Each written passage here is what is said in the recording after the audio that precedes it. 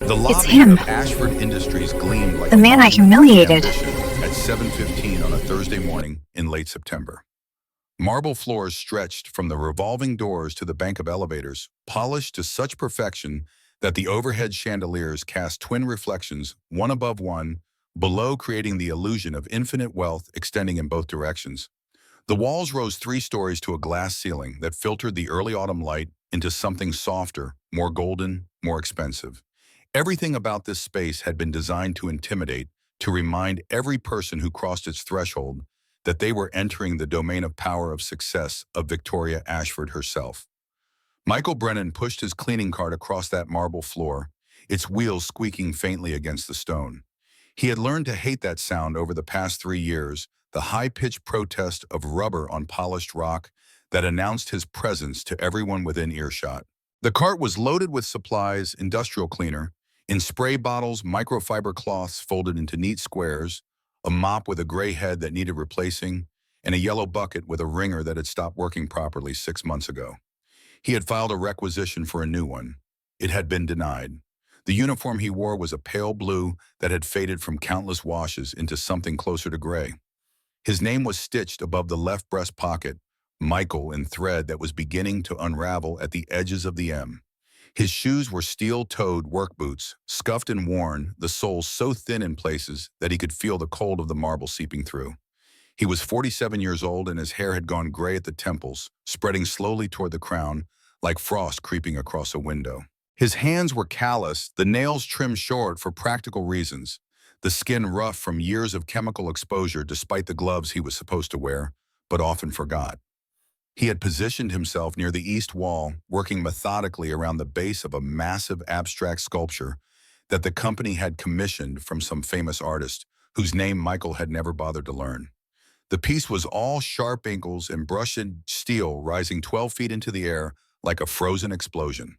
It collected dust in its crevices and fingerprints on its lower surfaces, and Michael was responsible for keeping it pristine. He had just finished wiping down the base when he heard the sound that every employee in the building had learned to recognize and fear.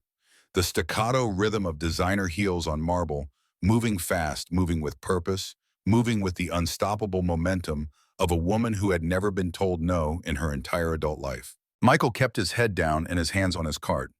He knew without looking that Victoria Ashford had entered the building. He knew because the ambient noise of the lobby, the murmured conversations, the footsteps, the rustle of clothing and briefcases had suddenly ceased. 50 people had been moving through this space moments ago, heading to elevators, checking phones, greeting colleagues. Now they stood frozen, a tableau of corporate anxiety, all in eyes fixed on the woman striding toward them. Victoria Ashford was 52 years old, though she could have passed for a decade younger.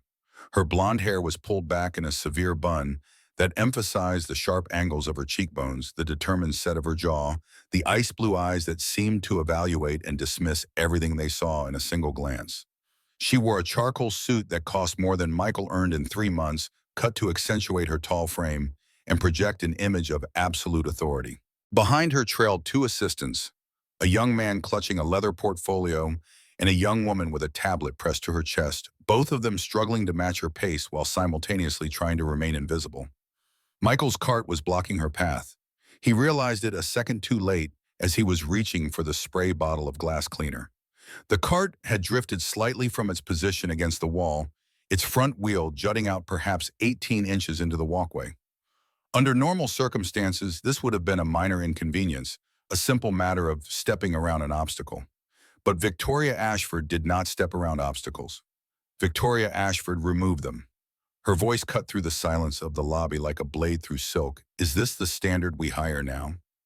Michael's hand froze on the spray bottle. He did not look up. He had learned in 3 years of navigating this building's social hierarchy that looking up was an invitation.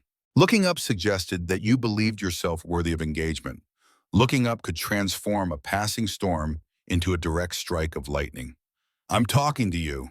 The heels had stopped.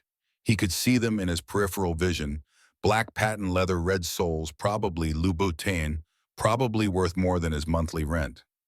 Look at me. He looked up. Victoria Ashford stood 3 feet away, close enough that he could smell her perfume, something floral and expensive. with undertones of something sharper, something that reminded him inexplicably of winter. Her eyes met his, and in that moment, Michael understood with perfect clarity that she did not see him as a person. She saw a uniform. She saw a function. She saw an opportunity to demonstrate to the 50 people watching in terrified silence exactly what happened when you inconvenience Victoria Ashford. I apologize, ma'am. He kept his voice level neutral, empty of everything except professional courtesy. I'll move it right away. You'll move it. She repeated his words back to him, her tone transforming them into something contemptuous. That's your response. Michael said nothing. He had learned that silence was safer than speech in moments like this. Anything he said could be twisted, could be used against him, could provide fuel for an escalation he could not afford. He had a daughter who needed him employed. He had bills that needed paying. He had a life that depended on his ability to swallow his pride and disappear into the background. Let me tell you what I see, janitor. Victoria stepped closer, invading his space with the casual entitlement of someone who had never been denied access to anything. I see a cleaning cart blocking executive access to the elevators. I see equipment scattered across the floor like this is some kind of garbage dump. I see someone who clearly has no idea on how to perform the simplest job in this building. He pulled the cart to the side, creating a clear path between her and the elevators. The movement was smooth, practiced, devoid of any emotion that could be interpreted as defiance. It won't happen again. You're right, it won't. Victoria turned to address the lobby, her voice carrying to every corner of the three-story space. 50 people stood motionless, watching, listening, grateful beyond measure that they were not the target of her attention. This is what happens when we lower our standards. This is what happens when we hire people who don't understand that every failure, no matter how small, reflects on this entire company. She turned back to Michael.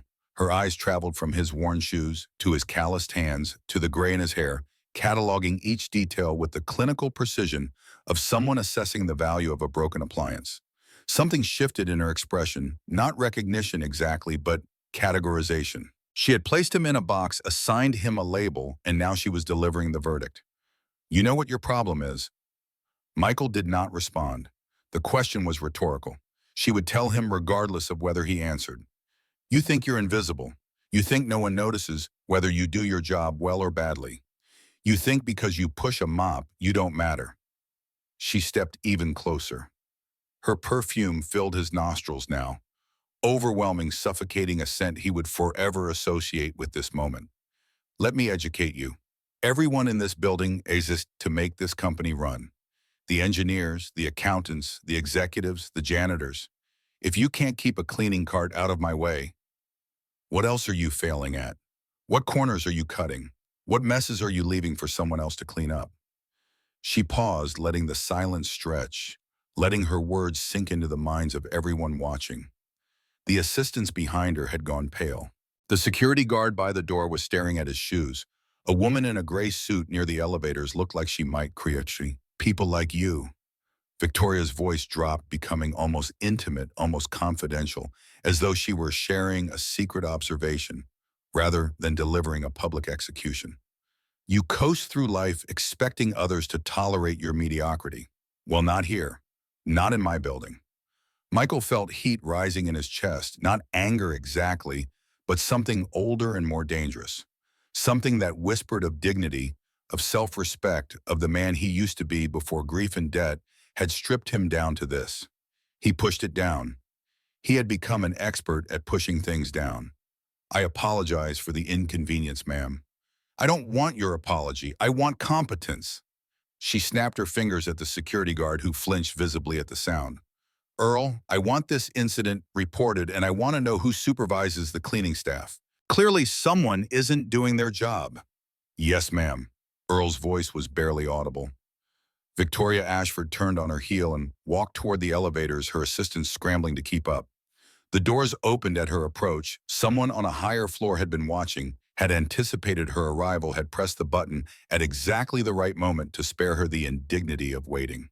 The door swallowed her and her entourage, and then they were gone. The lobby remained silent for a long moment. Then gradually, like ice thawing in spring, motion returned. People began walking again, talking again, breathing again. but their eyes slid past Michael without acknowledgement. He had become something worse than invisible. He had become a cautionary tale. He finished wiping down the base of the sculpture, working with mechanical precision, refusing to let his hands shake. He loaded his supplies onto the cart, double-checking that nothing was out of place, that nothing would provide an excuse for another confrontation. He pushed the cart toward the service corridor, feeling the weight of 50 gazes on his back, not hostile exactly, but not friendly either. Pitying, relieved, grateful that they were not him. Behind him, someone whispered, "Jesus Christ, she didn't have to do that." Someone else, "That's just Victoria, you get used to it." Michael kept walking. He did not get used to it. He did not think anyone ever really got used to it. They just learned to pretend. The service corridor was empty, lit by fluorescent tubes that buzzed faintly overhead, casting everything in a harsh white glow that made his skin look sallow and his uniform look even more faded than it was. Michael leaned against the wall, closed his eyes, and allowed himself one deep breath, then another, then a third. People like you think you're invisible. 3 words, 3 simple words. That was all it took to reduce a man to nothing. He thought about walking out, quitting, marching back into that lobby, and telling Victoria Ashford exactly what he thought of her company, of her marble floors, and her designer suits, and her absolute conviction that the size of her bank account gave her the right to treat other human beings like garbage. He thought about the satisfaction of saying everything he had swallowed over the past 3 years of watching her face as she realized that the invisible man she had just humiliated was capable of speech after all. Then he thought about Emma, his daughter, 6 years old, waiting for him at the daycare center, 3 bus transfers away, her small face pressed to the window, watching for his arrival with the unwavering faith of a child who had never known a father to break a promise. Emma, who depended on him for everything, food and shelter and medicine and love. Emma, whose heart murmur required monthly monitoring and whose medical bills were covered by the insurance this job provided, inadequate as it was. Emma, whose mother had made him promise in her final lucid hours that he would take care of their baby girl no matter what it cost him. Emma needed him to have a job. Emma needed him to swallow his pride and push his cart and become invisible. So that was what he would do. Michael Brennan straightened from the wall, adjusted his uniform, and continued down the service corridor toward the basement. He had floors to clean and supplies to restock and a shift that would end at 2:00 p.m., giving him just enough time to catch the bus to the daycare center and be waiting at the window when Emma looked for him. He would be there. He would always be there. That was the only thing left that he knew how to do. 10 years ago, Michael Brennan was an aerospace engineer at Lockheed Martin's facility in Sunnyvale, California. He designed guidance and navigation systems for commercial and military satellites, working in a windowless office, surrounded by computer screens and technical specifications, and colleagues who called him Mike and asked his opinion on problems that cost millions of dollars to solve.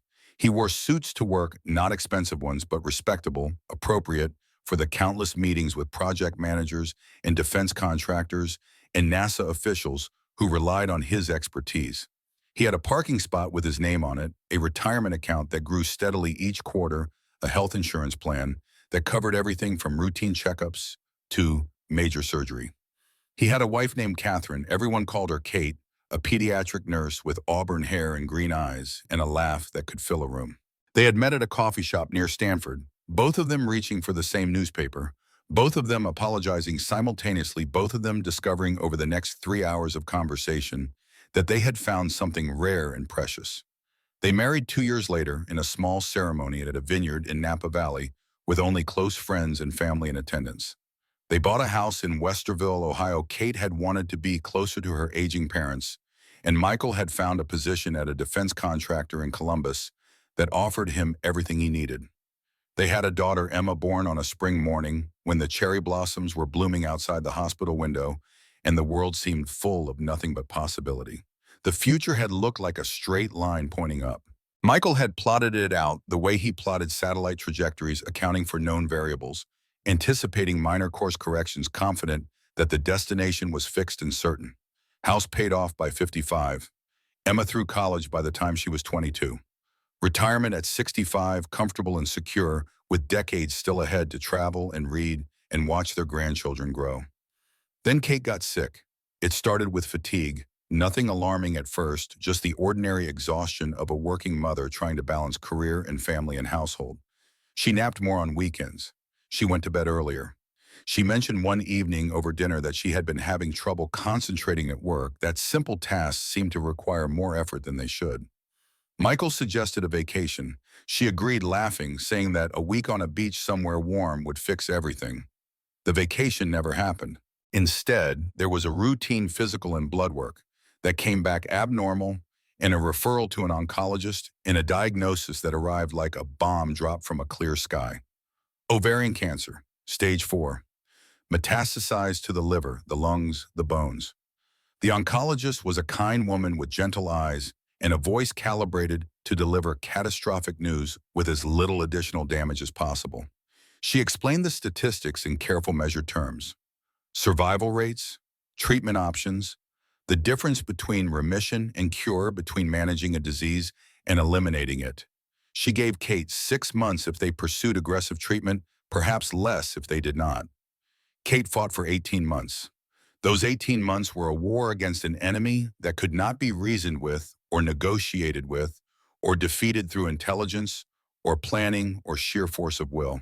There was chemotherapy that left Kate so weak she could barely lift her head from the pillow, that stripped away her beautiful auburn hair and left her scalp bare and fragile. There was surgery to remove tumors that kept reappearing in new locations, as though the cancer was playing a game of whack-a-mole with her body as the board. There was radiation that burned her skin and sapped her strength and bought them weeks, sometimes only days of false hope. Michael took a leave of absence from his job after the first month. Then when the leave ran out, he resigned. His employer was sympathetic. They offered to extend his benefits, to find him a part-time arrangement to do whatever they could to help. But Kate needed someone with her around the clock, and Emma needed a parent who could still function, and there were appointments to keep and medications to administer, and insurance companies to fight with on the phone for hours at a time. Something had to give, and Michael chose to give his career. The savings went first. 10 years of careful planning, of automatic transfers into investment accounts, of watching the numbers grow with patient satisfaction, all of it liquidated within 3 months to pay for treatments that insurance deemed experimental or unnecessary or insufficiently documented. The retirement account went next, cashed out with penalties that seemed designed to punish desperation, the proceeds disappearing into the bottomless hunger of the medical system. The house sold after 6 months, netting just enough to clear the mortgage and cover another round of treatment that the oncologist admitted was unlikely to change the outcome, but might buy them more time. Michael borrowed money from friends, most of whom gave what they could without expecting repayment. He maxed out credit cards, then opened new ones and maxed those out too. He took loans from companies that advertised on late-night television companies, with interest rates that should have been illegal, companies that sent cheerful representatives to explain in careful detail exactly how to sink deeper into a hole that was already impossibly deep. None of it mattered.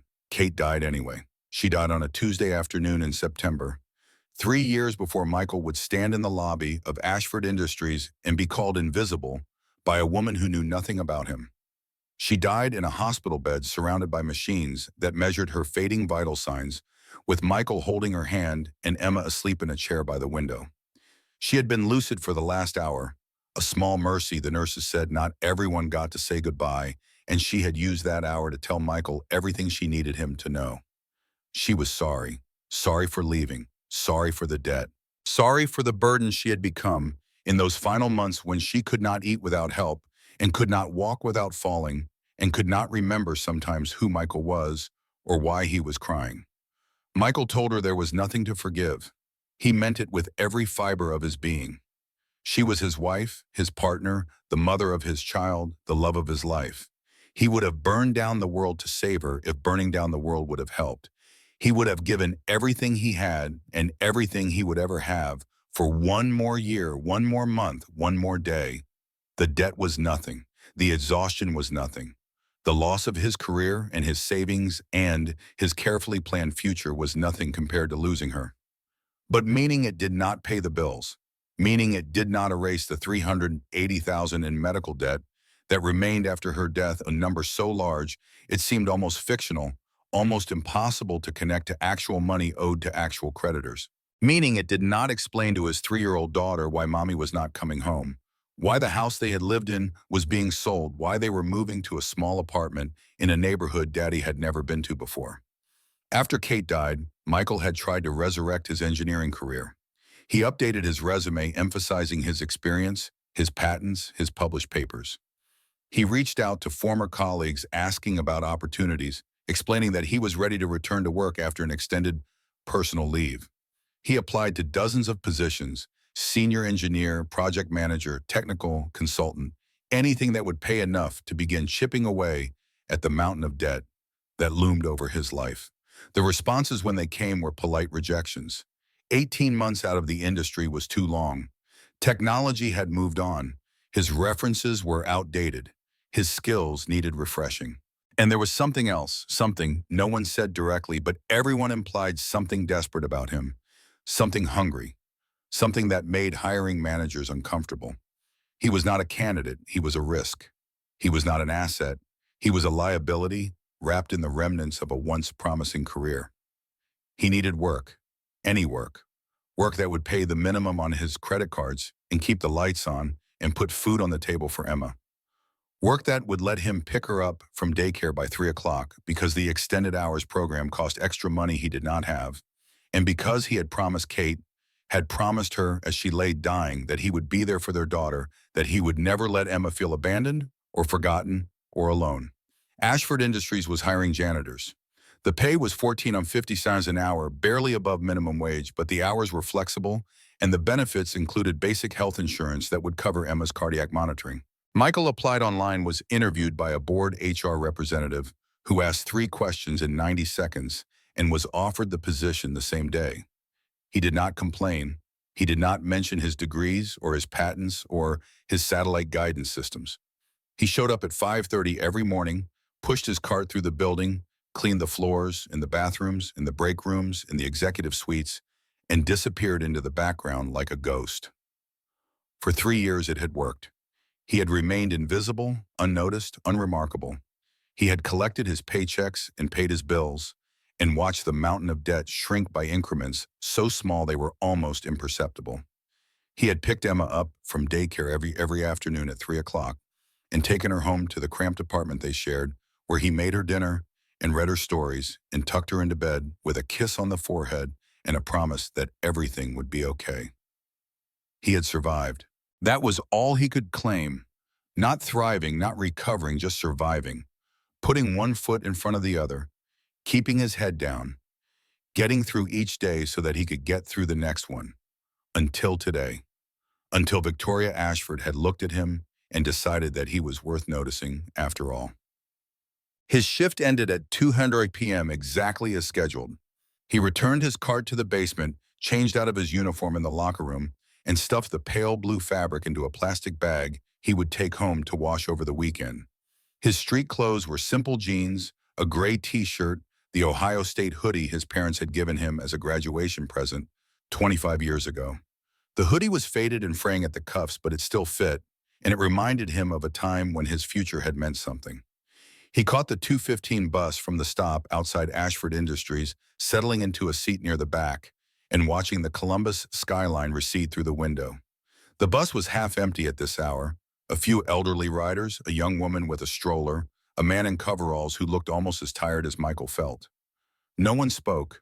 The engine rumbled beneath them, and the city slid past in a procession of traffic lights and storefronts and people going about their lives. People like you. You think you're invisible? The words echoed in Michael's mind, refusing to fade. He had been called many things in his life: intelligent, capable, promising, dependable, stubborn, difficult, impossible. He had been praised by supervisors and criticized by peers and evaluated by committees and assessed by algorithms. But no one had ever called him invisible. No one had ever looked at him with such complete conviction that he was worth less than nothing. The bus reached his transfer point at 2:45. Michael stepped off and waited for the next bus, the one that would take him to Emma's daycare center in the Northland area, a working-class neighborhood of small houses and apartment complexes and strip malls that had seen better days. The daycare was housed in a converted church, its steeple removed and its stained glass windows replaced with cheerful murals of animals and rainbows. It was not the best daycare in the city, but it was affordable and the staff genuinely cared about the children in their charge. The second bus arrived at 2:52. Michael boarded, found a seat, and checked his watch. He would arrive at the daycare center at 3:08, 8 minutes late. Not a disaster, but not ideal. Emma would be waiting by the window watching for him, her small face pressed against the glass with the unwavering faith of a child who trusted her father absolutely. He hated making her wait. He hated the way her eyes would search the parking lot, the way her smile would flicker with uncertainty before blazing back to life when she finally spotted him walking toward the door. At 3:07, the bus reached a stop. Michael was out the door before it had fully opened, walking fast toward the daycare center, his heart beating with an urgency that had nothing to do with the morning's humiliation and everything to do with the small person waiting for him inside. She was there. Of course she was there. Emma Brennan, 6 years old, was pressed against the window exactly as he had imagined, her nose leaving a smudge on the glass, her eyes scanning the parking lot with the intensity of a sentry watching for approaching enemies. The moment she spotted him, her entire face transformed. Joy. Pure, uncomplicated, radiant joy. The kind of expression that made everything else, the humiliation, the exhaustion, the endless grind of survival, worth enduring. Michael pushed through the front door, and Emma launched herself at him, wrapping her arms around his legs with a strength that seemed impossible for someone her size. He knelt down and hugged her properly, pulling her close, breathing in the familiar scent of her shampoo and the crayons she had been using, and the particular sweetness of a child who had spent the day playing and learning and waiting for her father. "Hey, sweetheart." His voice was steady, warm, revealing nothing of the storm he had weathered that morning. "How was your day?" "Good." The word exploded out of her, packed with enthusiasm. "Miss Patterson said I drew the best rainbow in the whole class, and Tommy shared his crackers with me at snack time, and we learned a song about a caterpillar. Do you want me to sing it? I can sing it right now. It goes like this. Maybe on the bus, sweetheart." He smiled, cutting off the impromptu concert before it could begin. "We need to hurry. Remember what today is." Emma's face fell slightly, the joy dimming but not disappearing. She knew what today was. She always knew. "Doctor's appointment." "That's right, but you'll be brave, won't you?" "I'll be brave." She straightened her shoulders, a miniature soldier preparing for battle. "Mommy said brave people still get scared. They just do the thing anyway." Michael's throat tightened. 3 years since Kate's death, and Emma still quoted her mother with the certainty of someone who had spoken to her yesterday. He did not know if this was healthy or heartbreaking, or both. He only knew that he would never discourage it. "That's exactly right, baby. That's exactly what Mommy said." St. Vincent's Hospital was on the other side of the city, a sprawling complex of medical buildings and parking structures and emergency facilities that served most of central Ohio. The pediatric cardiology department was housed in a newer wing added 5 years ago to accommodate the growing demand for specialized children's care. Michael and Emma had been coming here every month since Emma's murmur was first detected at her 1-year checkup, a routine visit that had turned into a lifelong commitment to monitoring and management. The heart murmur was, according to every doctor they had consulted, nothing to worry about. It was small, stable, and showed no signs of progression. Most children with similar conditions lived entirely normal lives, never requiring intervention, never experiencing any limitations on their activities. But nothing to worry about did not mean nothing to monitor. And so once a month, Michael brought Emma to St. Vincent's for a checkup that cost $400 after insurance and consumed an entire afternoon that could have been spent earning money at his second job. He worked weekends at a grocery store 3 blocks from their apartment, stocking shelves from 600 a.m. to 200 p.m. on Saturdays and Sundays. It was tedious physical work that paid $12 an hour and did not offer benefits, but it added $384 a week to his income, which meant an extra $536 a month toward the mountain of debt that still loomed over his life. At his current pace, he would be debt-free in approximately 14 years, assuming nothing went wrong, and assuming no emergencies arose, and assuming the precarious balance he had achieved could be maintained indefinitely. The bus to St. Vincent's was crowded, and Michael held Emma on his lap to make room for other passengers. She pressed against his chest, her head tucked under his chin, her small body warm and solid and trusting. He looked down at her, at the curve of her cheek, the sweep of her eyelashes, the way her hand curled around his thumb like an anchor, and felt something shift in his chest. Love, yes, but also fear. The constant thrumming fear that something would go wrong, that the murmur would worsen, that the doctors would discover something they had missed, that he would lose her the way he had lost Kate. He could not lose her. He could not survive it. She was everything he had left, everything he was fighting it for, the only reason he got out of bed every morning and pushed his cart through the marble lobby and accepted the contempt of people like Victoria Ashford. Without Emma, he was nothing. Without Emma, there was no point. The bus reached Vincent's at 3:45, 15 minutes before their scheduled appointment. Michael carried Emma through the hospital's main entrance and navigated the maze of corridors toward the pediatric wing, following signs that he had long since memorized. The waiting room was crowded when they arrived, crying babies, exhausted parents, children running between chairs. The controlled chaos of a medical facility operating at capacity. He signed Emma in at the reception desk and found 2 seats wedged between a mother with twins and an elderly man who appeared to be asleep. Emma climbed into his lap and he pulled out the battered copy of Where the Wild Things Are that he kept in his jacket pocket for exactly these occasions. The book was her favorite, had been her favorite since she was 2 years old, and Kate had first read it to her on a rainy Sunday afternoon. Michael had read it to her so many times now that he could recite it from memory, but he still held the physical book, turning the pages, letting Emma look at the pictures while his voice wove the familiar story around them like a blanket. This was his favorite part of every day.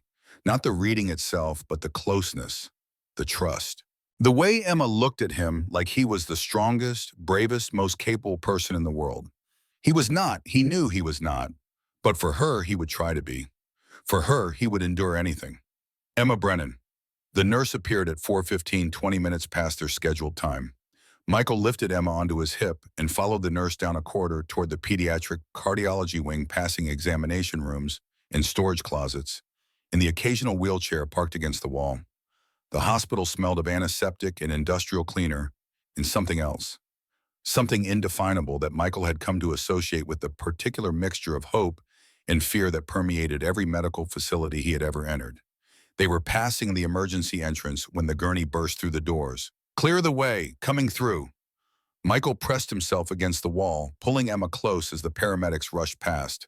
He caught glimpses, a small form on the stretcher, an oxygen mask covering a gray face, monitors, beeping in urgent rhythm, I-4 lines trailing like tentacles. The medical team moved with practiced efficiency, their voices overlapping in a language of abbreviations and numbers that conveyed nothing to Michael except urgency. Female 7 years old, acute abdominal hemorrhage and vitals dropping, BP 70/40 and falling. The gurney disappeared around the corner. The door swung shut behind it. The corridor fell silent again, as though the moment of crisis had been nothing more than a ripple on the surface of a vast, indifferent ocean. Emma stared after the gurney, her eyes huge in her small face. "Daddy, is that girl okay?" "The doctors are helping her, sweetheart. That's what they do. Can we pray for her?" Michael hesitated. Kate had been the religious one in their marriage, raised Catholic, faithful in her attendance, certain in her beliefs even as her body failed her. Michael had always been skeptical, more comfortable with equations and evidence than with faith and prayer. But since Kate's death, he had found himself talking to her, sometimes late at night, when the apartment was quiet and Emma was asleep, and the weight of solitude became too heavy to bear alone. "Yeah, baby, we can pray." Emma closed her eyes and clasped her hands together, her small fingers interlocking with practiced ease. Her lips moved silently, forming words Michael could not hear. When she finished, she looked up at him with absolute confidence. "I asked Mommy to look after her until she gets better." Michael's eyes burned. He blinked rapidly, refusing to let the tears fall where Emma could see them. "That's perfect, sweetheart. That's exactly right." But Emma's checkup took 20 minutes. The nurse measured her blood pressure, listened to her heart-attached electrodes to her chest, and watched squiggly lines move across a monitor screen. Dr. Patel appeared after 15 minutes, a gentle man with gray hair and kind eyes who had been treating Emma since her diagnosis. He reviewed the readings, asked Emma to take deep breaths and hold them, pressed a stethoscope to various points on her chest and back. She's doing beautifully. Dr. Patel smiled as he delivered the verdict, addressing both Michael and Emma with equal respect. No changes from last month. The murmur is stable, heart rhythm is normal, no signs of any progression. I'll see you again in 4 weeks. Relief flooded through Michael, so intense it was almost dizzying. He heard these same words every month, received this same reassurance every 4 weeks, and yet each time felt like a reprieve from a death sentence. Thank you, doctor. Thank you for being so thorough. She's worth being thorough about. Dr. Patel's gaze shifted to Michael, seeing something there that made his expression soften. And you're worth acknowledging, Mr. Brennan. I know it's not easy what you're doing. The single parenting, the scheduling, the financial strain. But you show up every month without fail, without excuse. That matters. That matters more than you know. Michael did not know how to respond. The words landed on him like unexpected rain on cracked earth, soaking into places he had not realized were so desperately dry. After this morning, after Victoria Ashford's public destruction of his dignity, this simple acknowledgement that he was doing something right meant more than Dr. Patel could possibly understand. Thank you. The words came out rough, scraped raw by emotion. Really? They left the examination room and began walking back through the corridors toward the main lobby. Emma chattered beside him, telling him about the stickers the nurse had given her, and the picture of a heart on the wall, and the way the electrodes had felt cold against her skin. Michael listened with half his attention, the other half occupied by the process of reassembling himself, of tucking away the emotions that Dr. Patel's words had inadvertently exposed. They were rounding a corner near the emergency wing when he heard the scream. High, panicked, desperate. Then the crash of metal on linoleum, something heavy falling, something breaking, something going terribly wrong. Michael grabbed Emma's hand and moved faster, not quite running, but close. He rounded the corner and stopped. A wheelchair lay overturned on the floor. Medical equipment scattered in every direction. IV stands, monitor cables, a tray of supplies that had spilled across the linoleum like confetti. And on the floor, inches from Michael's feet, lay a little girl. She was seizing. Her body jerked in violent spasms, her back arching, her limbs flailing against the cold floor with a force that seemed impossible for someone so small. Her hospital gown had twisted around her thin frame, exposing the surgical bandages wrapped around her abdomen. Her face was gray, not pale, but genuinely gray, the color of ash, the color of someone whose body was failing them in real time. Blood trickled from her arm where she had torn out her IV. A nurse knelt beside her, hands hovering uncertainly, voice cracking as she screamed for help. She pulled out her IV. She tried to run. I couldn't catch her. Michael did not think. He did not consider, did not calculate, did not weigh risks against benefits or outcomes against alternatives. He acted. He set Emma against the wall. Stay here, don't move. He dropped to his knees beside the seizing girl, immediately recognizing her as the patient from the gurney he had seen earlier, the 7-year-old with the abdominal hemorrhage, the one Emma had prayed for not 30 minutes ago. He rolled her onto her side to prevent her from choking, stripped off his jacket, and wadded it under her head to protect her skull from the hard floor, held her steady with one hand, while the other checked her airway. Get a doctor. His voice was calm, commanding, the voice of someone who knew exactly what to do even when everything was falling apart. It was the voice he had used in engineering crises when satellite launches went wrong and millions of dollars hung in the balance. Now, scam! The nurse ran. Michael counted. 10 seconds, 15, 20. The girl's body continued to convulse, her muscles contracting and releasing in patterns that seemed designed to tear her apart from the inside. Her fingers clawed at the linoleum. Her heels drummed against the floor. A sound escaped her throat, something between a moan and a sob, something that spoke of terror and pain and a desperate desire to escape a body that had become a prison. 30 seconds. 35. You're okay. Michael spoke directly to her, not knowing if she could hear him, not caring, understanding on some primal level that human presence mattered even when communication was impossible. I've got you. You're safe. I'm right here, Mom. 40 seconds, 43, 45. The convulsions began to ease. The violent jerking softened to tremors, then to shivers, then to stillness. Her body relaxed against the floor, every muscle simultaneously releasing the tension that had gripped them. Her breathing slowed from ragged gasps to something closer to normal rhythm. Her eyes, which had been rolled back in her head, fluttered forward and opened. Blue, bright blue, the color of summer sky, the color of hope, the color of a child who had just emerged from a nightmare she had not chosen to enter.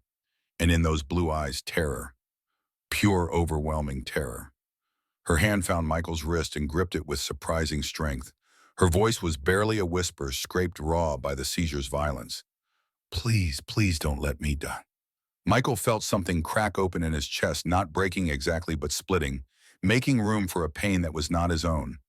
This girl, this stranger, this small person who knew nothing about him except that he was there, was begging him for her life. She was looking at him the way Emma looked at him, with absolute faith, with desperate hope, with the unshakable conviction that he could save her if only he wanted to. My mommy isn't here.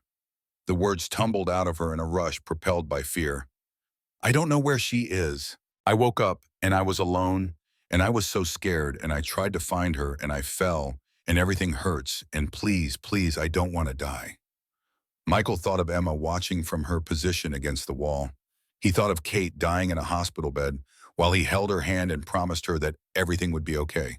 He thought of all the promises he had made and broken all the futures he had planned and lost all the people he had failed to save despite his best efforts. But this girl was not Kate. This girl was not dying. Not yet. Not if he could help it. Not if the medical team arrived in time and did their jobs and gave her the care she needed. This girl was looking at him with blue eyes, full of trust, asking him for the one thing he had always tried to give and so rarely succeeded in providing. Hope. You're not going to die. He said it with absolute conviction, with the certainty of someone who had decided to believe in something because the alternative was unbearable. I'm right here. I'm not going anywhere. The doctors are coming to help you, and they're going to fix everything, and you're going to be okay. I promise, promise, I promise. The medical team arrived in a thunder of footsteps and shouted instructions. They lifted the girl onto a gurney. Attached monitors called out readings in that urgent shorthand Michael had heard before. He stepped back, giving them room to work, feeling the absence of the girl's hand on his wrist like a phantom limb. His jacket remained on the floor, crumpled and stained with blood from her torn eyesight. Emma ran to him and wrapped her arms around his legs, her small body trembling. You saved her, Daddy. You saved her. Michael picked her up and held her close, burying his face in her hair, breathing. The medical team was wheeling the girl away, now moving fast toward the emergency department, their voices fading into the distance. He watched them go and felt the adrenaline begin to drain from his system, leaving behind an exhaustion so profound it seemed to seep into his bones. The doctors are going to help her now, sweetheart. That's their job. But you helped her first. You were brave. Brave. He did not feel brave. He felt hollowed out, scraped clean, emptied of everything except a lingering echo of the fear in those blue eyes. But if Emma saw bravery, that was enough. It had to be enough. The hospital's PA system crackled to life, cutting through the ambient noise of the corridor with digital clarity. Code red, O-negative blood needed immediately. Pediatric emergency. All compatible staff report to donation center. Michael stopped walking. O-negative, the universal donor blood type. The rarest type found in only 7% of the population. The type that could be given to anyone, regardless of their own blood type. His type. Emma tugged his sleeve, her small face looking up at him with an expression that combined concern and curiosity. Daddy, that's your special blood, the kind Mommy had. Michael looked down at his daughter. He thought about the little girl who had gripped his wrist, who had begged him not to let her die, who had looked at him with the same desperate faith that Emma showed every day. He thought about the promise he had made, I'm not going anywhere, and the promise Kate had extracted from him on her deathbed, take care of our daughter, no matter what.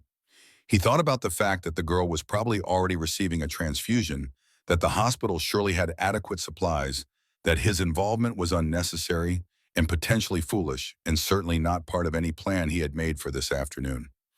He thought about all of that, and then he stopped thinking. Yeah, baby, it is. He took Emma's hand. We need to go help someone. The donation center was on the ground floor, tucked between the hospital cafeteria and the administrative offices. Michael had passed it dozens of times during Emma's appointments, but had never been inside. Today, the hallway outside was packed with people, nurses, doctors, orderlies, administrative staff, all of them crowded around the intake desk with expressions that ranged from anxious to desperate. I'm a positive. Can that work? We need O negative specifically. I'm sorry. What about O positive? That's close, right? It's not compatible for this patient. I'm sorry. Next, please. Michael pushed through the crowd, Umma's hand tight in his. A woman in scrubs, the coordinator based on the badge around her neck, stood behind the desk, her face drawn with exhaustion and barely contained panic. She was fielding questions, rejecting offers, watching the clock on the wall with the expression of someone who was running out of time. Michael reached the front of the crowd. Excuse me. The coordinator did not look up. She was already turning to the next person in line, already preparing another gentle rejection. Blood type O negative. Her head snapped up. Her eyes locked onto his face with an intensity that made him take an involuntary step backward. She saw something there, perhaps the steadiness of his gaze, perhaps the certainty in his voice, perhaps simply the answer to a prayer she had not realized she was saying. You're sure? I'm sure, Barney. She grabbed his arm, not gently, not professionally, but with the desperation of someone who had just found a life preserver in a storm. Come with me. Now. Wait, my daughter. Bring her. There's no time. The coordinator pulled Michael through the crowd, past the intake desk, into a small examination room at the back of the donation center. She pointed at a chair. Sit. I need to verify your blood type. It will take 5 minutes. What's happening? The girl, is she? She's dying. And the coordinator's voice cracked on the word, the professional composure fracturing for just a moment before she pulled it back together. 7 years old, internal hemorrhage. She's lost too much blood and we are completely out of O negative. Every hospital in the city is running low. The regional blood center can get us units, but not for 4 hours. She doesn't have 4 hours. Michael said it quietly, not as a question, but as a statement of fact. No, she doesn't. Emma tugged at Michael's sleeve. Her eyes were wide, but not frightened. She trusted him completely. Whatever he decided, she would accept. Daddy, is this about the girl from before, the one you helped? Michael looked at his daughter, 6 years old, wiser than anyone had a right to be, carrying her mother's compassion in her small heart like a torch against the darkness. Yeah, baby, it's about her. Then you have to help her again. Michael turned back to the coordinator. Test me. The next 5 minutes were the longest of Michael's life. The coordinator drew blood from his arm, ran it through the testing machine, checked and double-checked the results. Emma sat in the corner, her stuffed elephant clutched to her chest. She had grabbed it from her backpack during the rush to the donation center, watching everything with solemn attention. Finally, the coordinator looked up. Her expression had changed. The panic was still there, but now it was mixed with something else. Something that looked almost like awe. Mr. Brennan? Yes. Your blood isn't just O negative. She paused, choosing her words carefully. You have a rare antigen combination that makes your blood exceptionally compatible. It's found in maybe 1 in 10,000 people, maybe less. Michael did not know what to say. The technical implications of what she was describing flickered through his mind. The immunological factors, the compatibility matrices, the statistical probability of finding a donor with exactly the right profile, but none of it seemed real. None of it seemed to matter except for one simple fact. So I can help her. You can save her life. The coordinator paused again. But I need to be honest with you. The amount of blood this child needs, it's significant.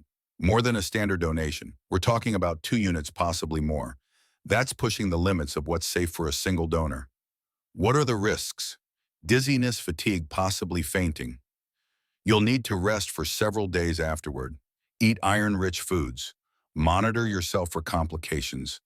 No heavy lifting, no driving, no strenuous activity.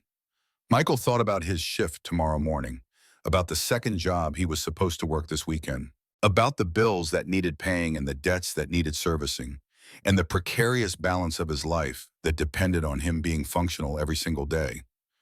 Then he thought about the little girl with the blue eyes, about the grip of her hand on his wrist, about the way she had looked at him when she begged him not to let her die. I'll do it. Mr. Brennan, I understand the risks. I'll do it. The coordinator studied his face for a long moment. Whatever she saw there seemed to satisfy her because she nodded once and reached for the intercom on the wall. I'll get you set up. The sooner we start, the better her chances. She led him to the donation room, a small space with two reclining chairs monitoring equipment and a window that looked out onto the parking lot. The late afternoon sun slanted through the glass, casting long shadows across the floor. Michael settled into the chair on the left, trying to ignore the way his heart was pounding in his chest. A nurse appeared and began preparing his arm, swabbing the inside of his elbow with alcohol, tapping the vein to make it stand out, attaching the collection apparatus with practiced efficiency. Emma climbed into the chair beside him, her legs dangling over the edge, her stuffed elephant positioned to watch the proceedings. Does it hurt, Daddy? Just a little pinch, nothing bad. You're being brave. I'm trying, sweetheart. The nurse inserted the needle. Michael felt the familiar pressure, the strange sensation of blood leaving his body through a tube rather than circulating through his veins where it belonged. He watched the crimson flow through the clear plastic into the collection bag and thought about where it would go, into a little girl's body, keeping her alive, giving her a chance. He hoped it would be enough. Mr. Brennan, the nurse's voice was gentle. The coordinator told me about your situation. Your daughter can stay here with you, but if you'd like, we have a children's area down the hall. There are volunteers there, toys, books. She might be more comfortable. Michael looked at Emma. What do you think, sweetheart? Want to go play for a while? Emma shook her head firmly. I want to stay with you. You sure this might take a while and Daddy's going to be pretty boring just lying here? I don't care. I want to stay. Michael felt his heart swell not with blood, which was flowing steadily out of his body, but with something else. Something that had no physical presence but was just as real, just as vital. Love, pride, the particular joy of raising a daughter who had inherited her mother's fierce loyalty. Okay, baby, you can stay. The nurse smiled and left to retrieve juice and crackers for both of them. Michael and Emma sat in comfortable silence, watching the blood flow through the tube, listening to the soft beep of the monitoring equipment. After a few minutes, Emma spoke. Daddy, yeah, sweetheart. The girl from before, the one who was scared. Is your blood going to make her not scared anymore? Michael considered the question. It was the kind of question only a child could ask, simple on the surface, impossibly complex underneath. How did you explain to a 6-year-old that fear was not a physical thing, that blood could sustain life, but could not heal the wounds that existed in the mind and heart? I hope so, sweetheart. When people are really sick, sometimes they need blood from other people to help them get better. That's what I'm giving her. It won't make her not scared, only feeling safe can do that, but it will help her body heal. And when your body is healing, it's easier to feel safe. Emma nodded, processing this information with the gravity of a scholar evaluating a complex thesis. So a part of you will be inside her, in a way. Yeah, baby, in a way. That's good. Emma's voice was firm, decided. Because you're the best daddy, so she'll have some of the best daddy inside her, and that will help her be strong. Michael blinked hard. His throat was tight, his eyes stinging. He could not speak for a moment, could not find words that would adequately convey what he was feeling. So he did the only thing he could do. He reached out and took Emma's hand, holding it tight, anchoring himself to her, while his blood flowed through the tube and into the bag that would save a stranger's daughter. Your mommy told me something once. Emma's voice was soft now, contemplative. She said when people share parts of themselves with other people, it makes everyone stronger. She said that's what love is. Michael closed his eyes. Behind the darkness of his lids, he could see Kate not as she had been at the end, gaunt and gray and barely conscious, but as she had been before, vibrant, laughing, alive. He could hear her voice, the particular cadence of her speech, the way she shaped words like they were precious things that deserve careful handling. When people share parts of themselves with other people, it makes everyone stronger. That's what love is. She had said that to him on their wedding day, whispering it in his ear during their first dance as husband and wife. He had not thought about it in years, had not allowed himself to think about it, because thinking about Kate was still so painful that he rationed the memories like a starving man rationing bread. But now, sitting in this hospital room with his blood flowing into a bag and his daughter holding his hand, the memory surfaced unbidden and refused to subside. That's what love is. Maybe Kate was right. maybe she had always been right. Maybe love was not just an emotion, but an action, a choice, a decision to give part of yourself to someone else, even when it cost you, even when it hurt, even when you had no guarantee that it would make any difference at all.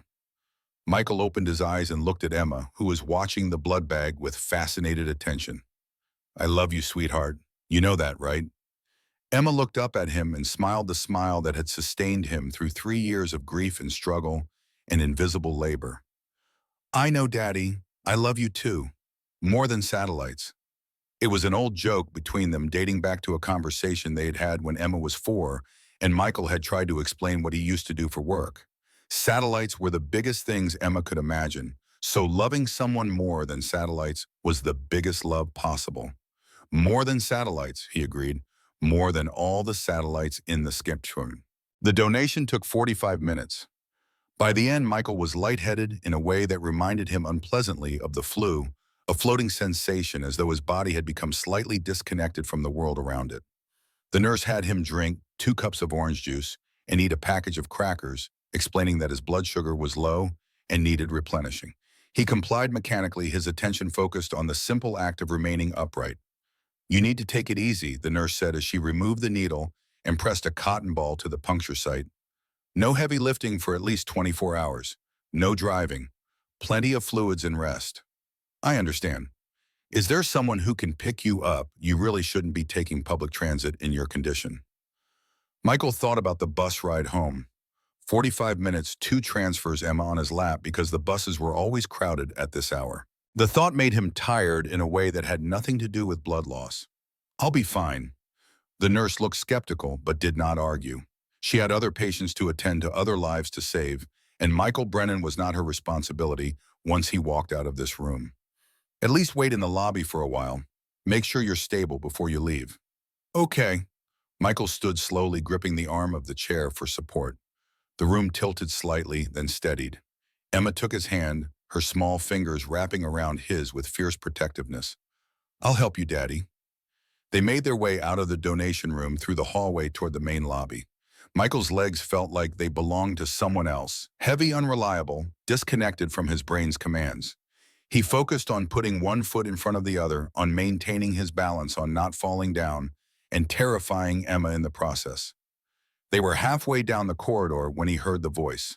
Please, someone, please, a woman's voice, high, frantic, ragged with desperation. They said someone might be able to help. My daughter, she's dying. They said there's a donor, please. Something in the voice made Michael slow down, something familiar, something that tugged at the edge of his memory like a half-remembered dream. He reached the lobby and stopped. The donation center doors were directly ahead, and standing in front of them, her back to Michael, was a woman in an expensive suit. Her blonde hair had come loose from its severe bun. Her shoulders were shaking. Her voice was barely recognizable, stripped of its authority, its contempt, its ice-cold precision. But Michael recognized it anyway. The woman turned around. Victoria Ashford. Her face was streaked with mascara. Her eyes were red and swollen. Her hands were trembling visibly. She looked like a woman who had been broken into pieces and hastily reassembled on all the parts in the wrong places, all the edges showing, all the careful composure she normally wore like armor lying in shards at her feet. For a moment, she did not see him. She was scanning the lobby, searching for something, someone, anyone who could save her daughter's life. Then her eyes found his face, and she froze. Michael watched the recognition dawn in her eyes. He saw the moment she placed him, the janitor from this morning, the man whose dignity she had shattered in front of 50 employees, the man she had called invisible. He saw her, mouth open, close open again. No words came out. Mrs. Ashford, the coordinator, appeared beside Michael, oblivious to the tension crackling between them like electricity before a storm. Good news. We found a donor. A perfect match, actually better than perfect. He has a rare antigen combination that makes his blood exceptionally compatible. Victoria's eyes had not left Michael's face. Her voice, when it emerged, was barely a whisper. Who, Mr. Brennan here?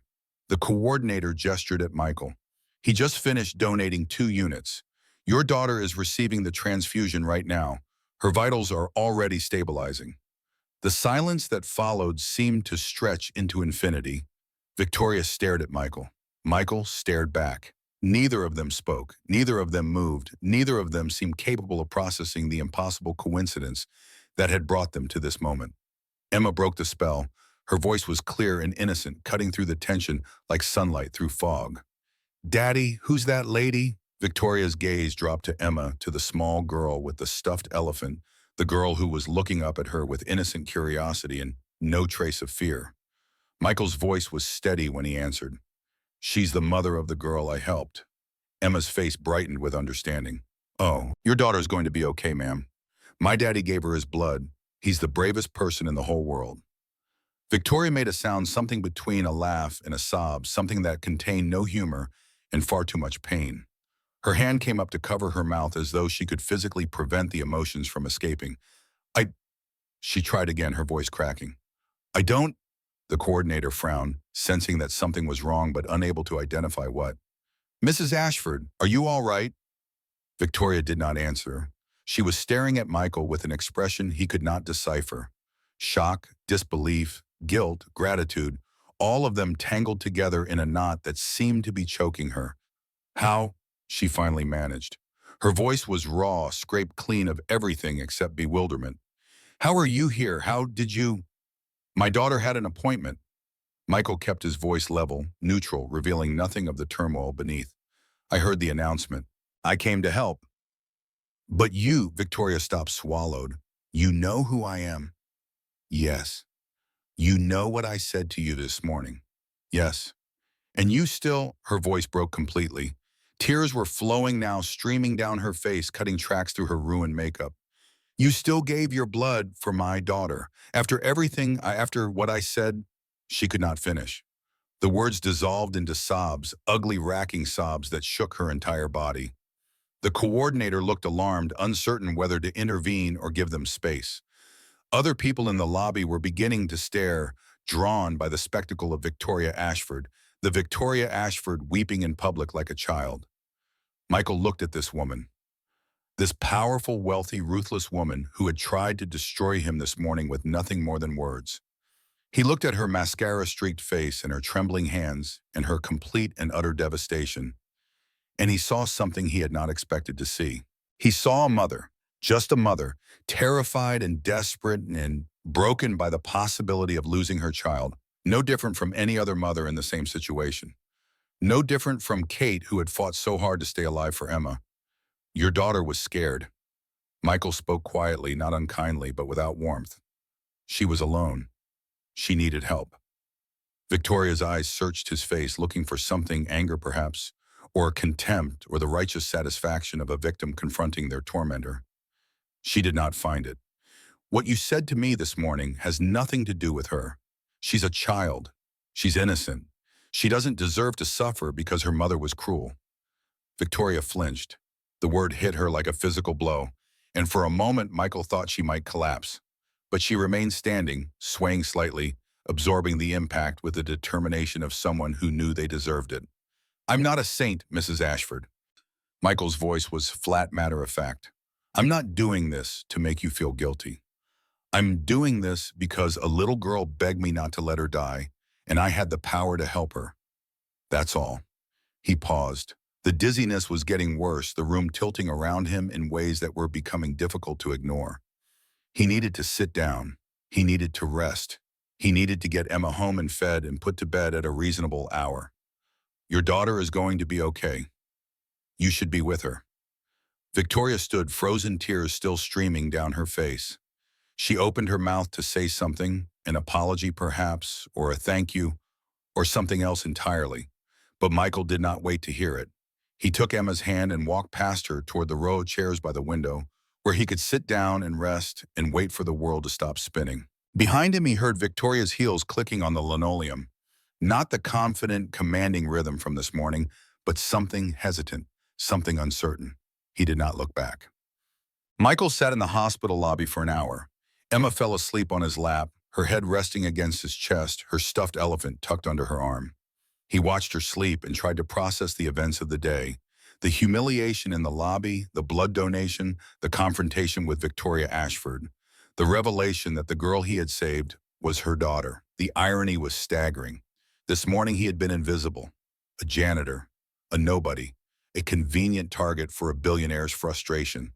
Tonight he had saved that billionaire's daughter's life. The universe had a sense of humor, apparently. A dark, twisted, utterly incomprehensible sense of humor. At 8:00 p.m., a nurse appeared in the lobby. Mr. Brennan, Michael opened his eyes. He had not realized they were closed. Yes, I wanted to let you know that the transfusion was successful. Charlotte, that's the patient's name, is stable. Dr. Chen says her prognosis is excellent. Relief flooded through him, warm and sweet and overwhelming. Thank God. Mrs. Ashford asked me to convey her gratitude. She wanted to come thank you personally, but she's with her daughter right now. That's fine. She should be with her daughter.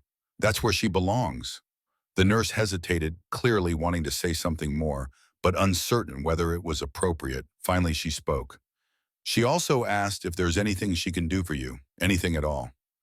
Michael shook his head. I don't need anything. I'm just glad the girl is okay. Are you sure? Mrs. Ashford was very insistent. She mentioned arranging a car to take you home, or a car. Michael had not even considered the logistics of getting home.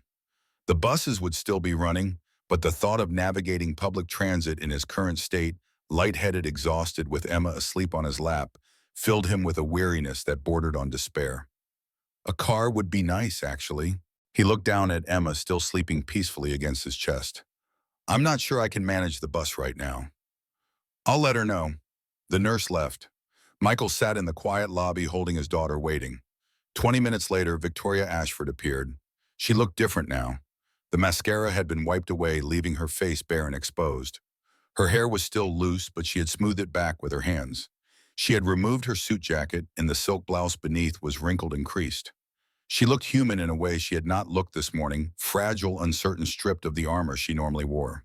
She crossed the lobby slowly, hesitantly, like she was approaching a wild animal that might bolt at any moment. Mr. Brennan. Michael did not stand. He could not without disturbing Emma. Mrs. Ashford? I arranged a car. It's waiting outside. There's a car seat for your daughter. Thank you. Victoria stood there, wringing her hands together. She looked like she wanted to say something but could not find the words. Michael waited. He had become very good at waiting over the past 3 years. I owe you an apology. Her voice was barely audible. For this morning. For what I said. Yes, you do. She flinched.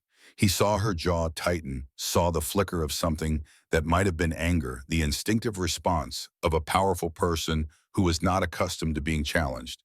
But then it faded, replaced by something that looked almost like shame. What I said to you in the lobby, it was wrong, it was cruel, it was inexcusable. Yes, it was. I judged you without knowing anything about you. I treated you like you were less than human. You called me invisible. Michael's voice was quiet but steady. You said people like me think no one notices whether we do our jobs well or badly. You said I was mediocre, incompetent, a failure. Victoria closed her eyes. I remember. Do you know what I was thinking when you said those things? She shook her head, not opening her eyes. I was thinking about my daughter, about the fact that I have a degree in mechanical engineering from Ohio State. I was thinking about the aerospace patents that have my name on them. I was thinking about the satellites orbiting the Earth right now that use guidance systems I designed. Victoria's eyes opened. She stared at him with naked shock. I was thinking about my wife, who died 3 years ago from ovarian cancer. I was thinking about the medical bills that consumed everything we had. Our savings, our house, our future. I was thinking about the 18 months I spent trying to save her. And the moment when I realized that nothing I did would be enough. Michael's voice cracked. He took a breath and steadied himself. I was thinking about taking this job, this janitor job at your company, because it was the only thing I could find that would let me pick up my daughter from daycare on time. I was thinking about pushing a mop in a building full of engineers who discussed designs I could improve in my sleep. He looked up at Victoria, and for the first time he let her see the full weight of his exhaustion, his grief, his anger. That's who I was when you called me invisible.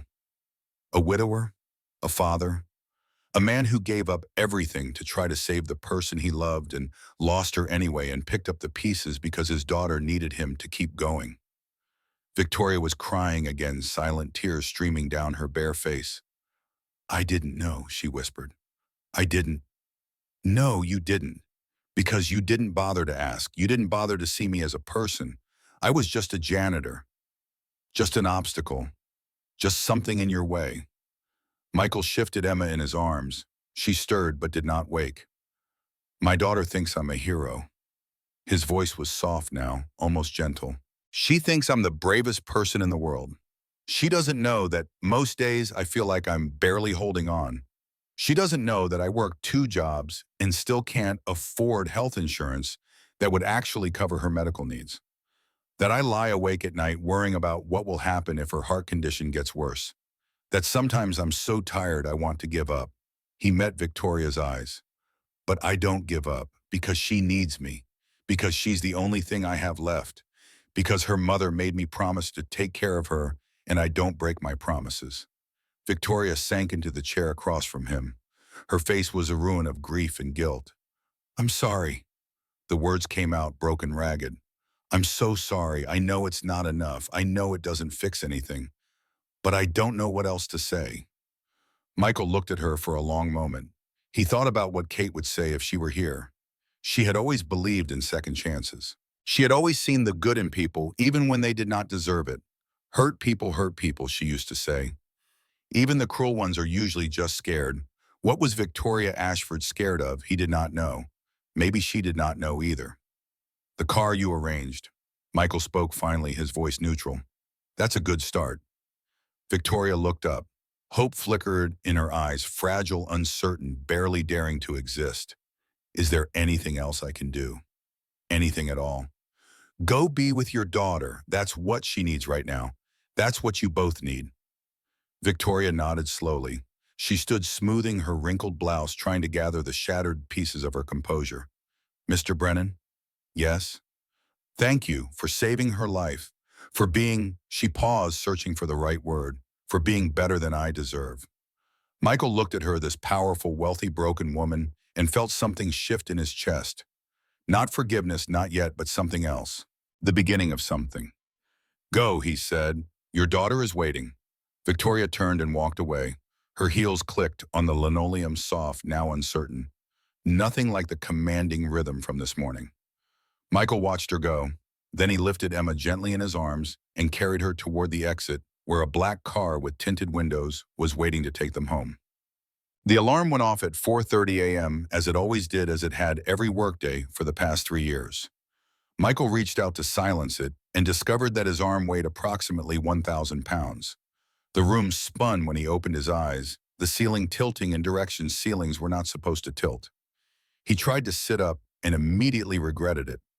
Nausea rolled through him in waves, followed by a headache that felt like someone had driven a railroad spike through his temple. His body, depleted of 2 units of blood, was staging a revolt against his plans to continue functioning like a normal human being. Michael lay back down and stared at the ceiling, trying to remember the last time he had called in sick to work. He could not remember. Not once in 3 years. Not when he had the flu, not when Emma had given him a stomach virus, not when he had thrown his back out, moving furniture, and spent 3 days unable to stand fully upright. He had always shown up, always pushed through, always prioritized the need for income over the need for rest. Today, his body was not giving him a choice. He reached for his phone and dialed his supervisor's number. The phone rang 3 times before a gruff voice answered. Carter speaking. It's Brennan. I can't come in today. A pause. Carter was not accustomed to Michael calling in sick, and the surprise was evident in his voice. You okay? Wow. Blood donation yesterday. Took more out of me than I expected. Another pause, longer this time. Right, I heard about that. Of course he had. Of course everyone had. In a company of 4,000 employees, gossip traveled faster than email. Everyone's heard about that, Carter continued. What you did at the hospital. The Ashford girl. Michael closed his eyes. He did not want to talk about this. Did not want to explain or justify or receive praise for an action that had felt in the moment like the only possible thing to do. It's not a big deal. The hell it isn't. Carter's voice had changed, rougher, more emotional than Michael had ever heard it. After what she said to you yesterday morning, after how she treated you in that lobby, most people would have walked right past. Most people would have said it wasn't their problem. Michael did not respond. There was nothing to say. You're a good man, Brennan. Better than most. Take the day. Take two if you need them. I'll cover your shifts. Thank you. And Brennan? Yeah. I should have said something yesterday in the lobby. When she was tearing into you like that, I should have stepped up, told her she was out of line. Carter's voice trailed off. I was scared, I guess, scared of what she'd do to me if I challenged her. I know. That's not an excuse. No, it's not. But I understand. A long silence. Then Carter spoke again, his voice barely audible. Take care of yourself, Brennan. See you when you're ready. The line went dead. Emma emerged from the bedroom at 7:00 a.m., padding across the apartment in her pajamas, her stuffed elephant trailing behind her. She stopped when she saw Michael still on the couch, her small face creasing with concern. Daddy, why are you still here? Michael pushed himself up to a sitting position, ignoring the way the room wobbled around him. I'm taking a day off, sweetheart. I wasn't feeling too good after giving all that blood yesterday. Are you sick? Just tired. I'll be fine by tomorrow. Emma climbed onto the couch beside him and pressed her small hand against his forehead, mimicking the gesture he always made when she had a fever. Her expression was serious, clinical, a miniature doctor conducting an examination. You don't feel hot, but you look pale, like a ghost. Thanks, baby. That makes me feel great. I'll take care of you. She said it with the gravity of a surgeon accepting a critical case. I'll make you toast and bring you juice and read you stories. That's what you do when I'm sick, so that's what I'll do for you. Michael felt his throat tighten. 6 years old, wise beyond her years, carrying her mother's kindness like a torch against the darkness. That sounds perfect, sweetheart. They spent the day together on the couch. Emma made him toast, burned on one side, cold on the other, and he ate every bite. She brought him juice in her special cup, the one with the unicorns on it, that she normally reserved for herself. She read him stories from her picture books, doing all the voices the way he did for her, making him laugh, despite the exhaustion that pressed down on him like a physical weight. In the afternoon, she curled up against his side and asked the question he had been dreading. Daddy, the lady from the hospital, the one who was crying? Was she the same lady who was mean to you? Michael hesitated. He had hoped Emma had not understood what was happening in that lobby, that she had been too young or too distracted to pick up on the tension crackling between him and Victoria Ashford. He should have known better. Emma noticed everything, processed everything, understood things that adults often missed. Yeah, sweetheart, she was. Why was she mean to you? Michael considered his answer carefully. How did you explain adult cruelty to a child? How did you describe the way power corrupted people? The way fear transformed into aggression? The way hurt people hurt other people in an endless cycle of pain? I don't know, baby. Sometimes people are mean because they're scared or stressed or unhappy inside. It doesn't make it right, but that's usually why. Emma processed this information with the intensity she brought to everything. Mommy said hurt people hurt people. She did say that. So maybe the lady was hurt inside, and that's why she said mean things. Michael looked at his daughter, 6 years old, carrying her mother's wisdom in her small heart. Kate had always believed in understanding, in empathy, and extending grace even to those who did not deserve it. Apparently, she had passed that belief to their daughter. Maybe, baby, maybe. Are you still sad about what she said? A little? You shouldn't be. Emma sat up and looked at him with fierce determination. You're the best daddy in the whole world. You saved that little girl's life. You're a hero. Who cares what some mean lady thinks? Michael pulled her into a hug, burying his face in her hair to hide the tears that had sprung to his eyes. You're right, sweetheart. Who cares? But even as he said it, he knew it was not that simple. Words had power. Humiliation left scars. And no matter how many lives you saved, you could not unsay the things that had been said to you. At 6:00 p.m., his phone buzzed with a text message from an unknown number. Mr. Brennan, this is Victoria Ashford. Charlotte is continuing to improve. She asked about you today, asked about the man who saved her. I hope you are recovering well from the donation. I would like to speak with you when you are feeling better. There are things I need to say. Michael stared at the message for a long time. He could imagine Victoria Ashford composing it, sitting in a hospital chair, her daughter asleep beside her, struggling to find words that could bridge the chasm she had opened between them. The message was formal, careful, stripped of the casual authority that characterized everything else about her. He did not respond. He was not ready. Maybe he would never be ready. He set the phone down and closed his eyes, letting the exhaustion pull him back into sleep. The next morning, Michael felt almost human again. The dizziness had faded to a manageable level. The headache was gone. His body, resilient despite his best efforts to deplete it, had begun the slow process of replenishing what he had given away. He arrived at Ashford Industries at 5:30 a.m., as he always did, changed into his uniform, as he always did, loaded his cart with supplies, as he always did, but nothing felt the same. The other janitorial staff treated him differently. Not badly, if anything, they were friendlier than before, but differently. They looked at him with something that might have been awe or curiosity or respect. "Heard what you did, Brennan." One of them, a man named Rodriguez, who had worked at the company for 15 years, stopped him in the basement. "That was something else." "I just helped someone who needed help." "Yeah, well," Rodriguez shook his head. "Not everyone would have helped that particular someone. Not after what she did to you." Michael shrugged. "What was I supposed to do? Let a little girl die?" Rodriguez had no answer for that. No one did. It was the question that answered itself that revealed the essential truth of Michael's character more clearly than any explanation could. The morning passed slowly. Michael cleaned the executive floors, avoiding the main lobby as much as possible. He did not want to run into Victoria Ashford, did not want to see her face or hear her voice, or deal with whatever complicated emotions their encounter had stirred up. But at 11:00 a.m., his supervisor found him in the third-floor break room. "Brennan, Mrs. Ashford's office, now." Michael felt his stomach drop.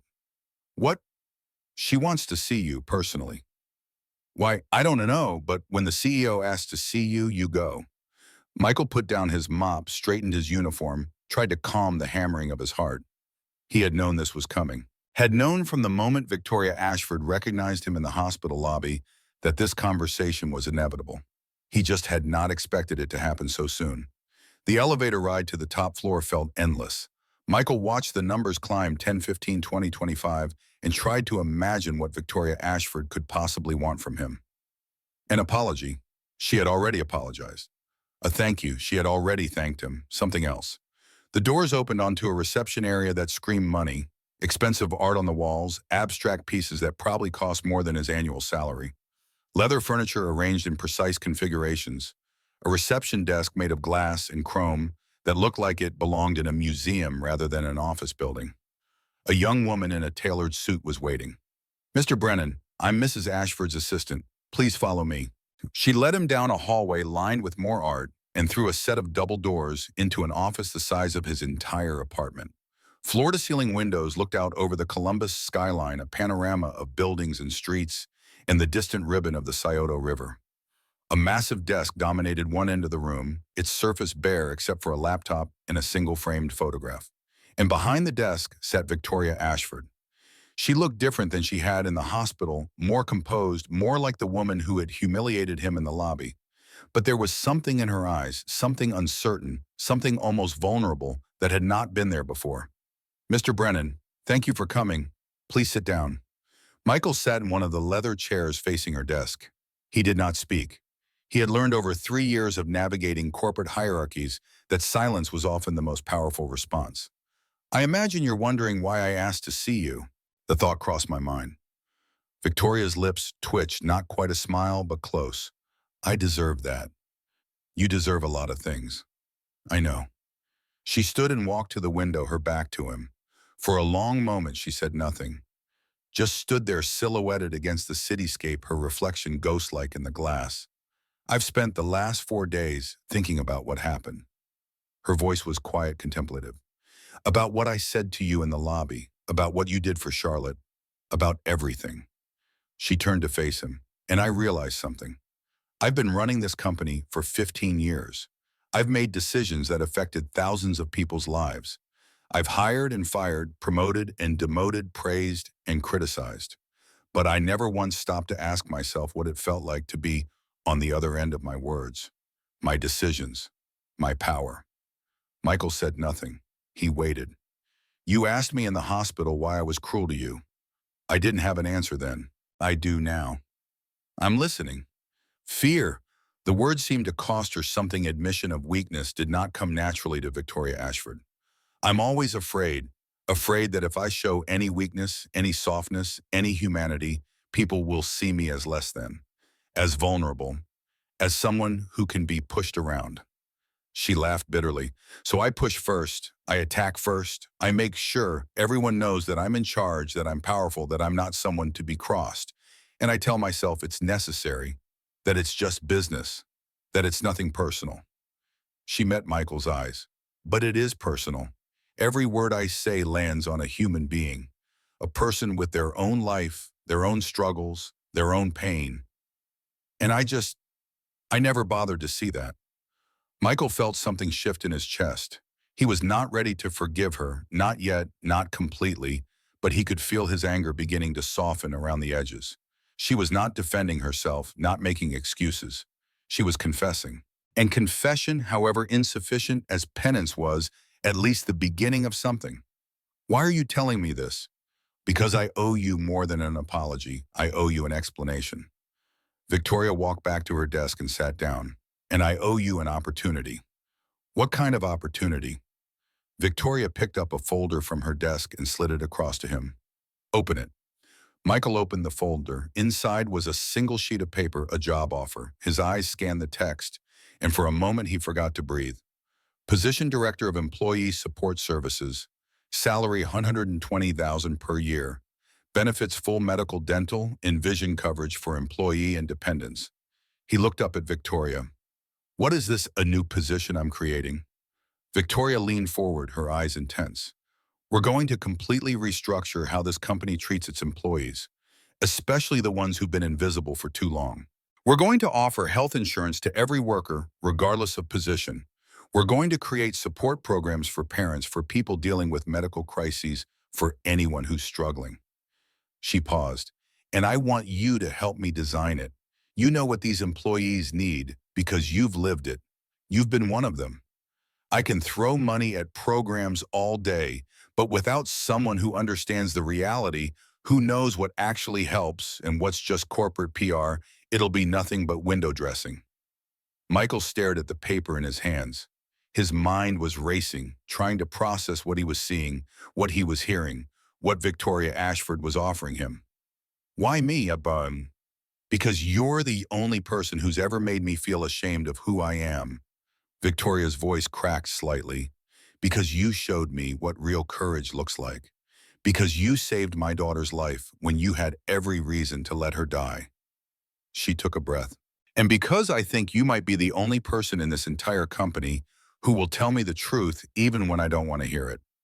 Michael looked at the job offer. He thought about Emma, about the health insurance that would cover her heart condition properly for the first time since Kate died, about the salary that would let them move out of their cramped apartment, that would let him stop working 2 jobs, that would give him time to actually be a father instead of just a provider. He thought about Kate, who had always believed in second chances. He thought about the lobby 5 days ago, the humiliation, the shame, the words that had cut him to the bone. I have conditions. Victoria nodded. Name them. The program has to be real, not just PR, not just a way to make you look good. If I tell you something needs to change, you actually change it. Agreed. And you have to treat your employees differently, all of them, not just the ones you're trying to impress. I don't ever want to see what happened to me in that lobby happen to anyone else. Victoria's face was pale. I understand. One more thing. What? Michael met her eyes. You have to mean it, not just say it, mean it. If this is just about making yourself feel less guilty, I'm not interested. But if you're serious about changing, about becoming a better person, a better leader, then I'll help you. Victoria was silent for a long moment. Michael watched her face, looking for any sign of insincerity, any hint that this was just another calculated move in an endless game of corporate chess. What he saw instead was something that looked almost like hope, fragile, uncertain hope. I mean it.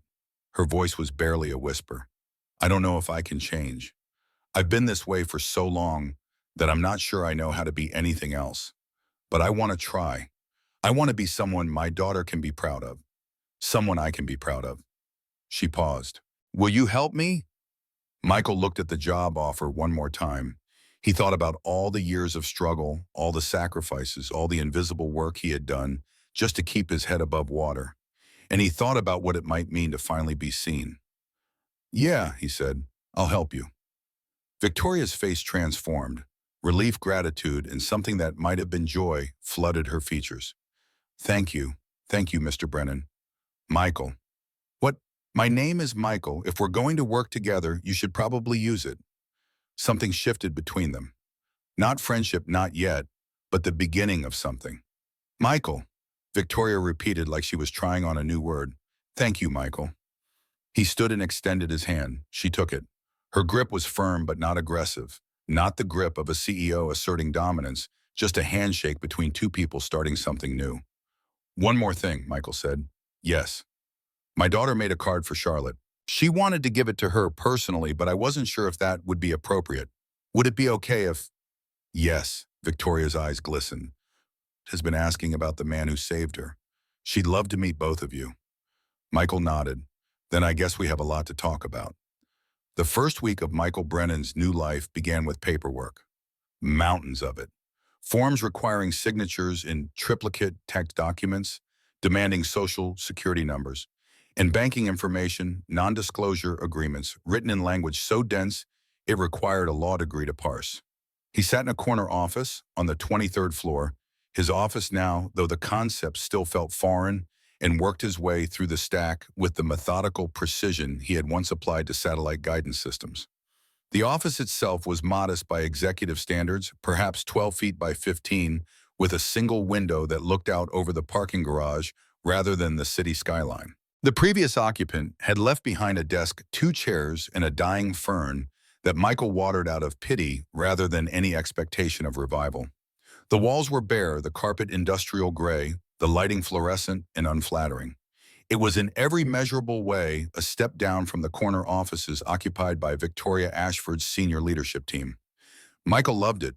For the first time in 3 years, he had a door he could close, a space that belonged to him, a chair where he could sit and think without worrying that someone would interrupt to complain about a smudge on the conference room windows or a clogged toilet in the executive bathroom. He spent the first morning simply existing in the space, letting the reality of his situation sink in. Director of Employee Support Services, $120,000 a year. Benefits that would actually cover Emma's cardiac appointments without requiring him to choose between her health and his rent. The mountain of debt that had loomed over his life for 3 years was still there, still massive, still demanding attention. But for the first time since Kate's death, Michael could see a path through it. At his new salary, making aggressive payments, he could be debt-free in 4 years instead of 14. He could start saving again. He could give Emma the childhood she deserved instead of the childhood he could barely afford.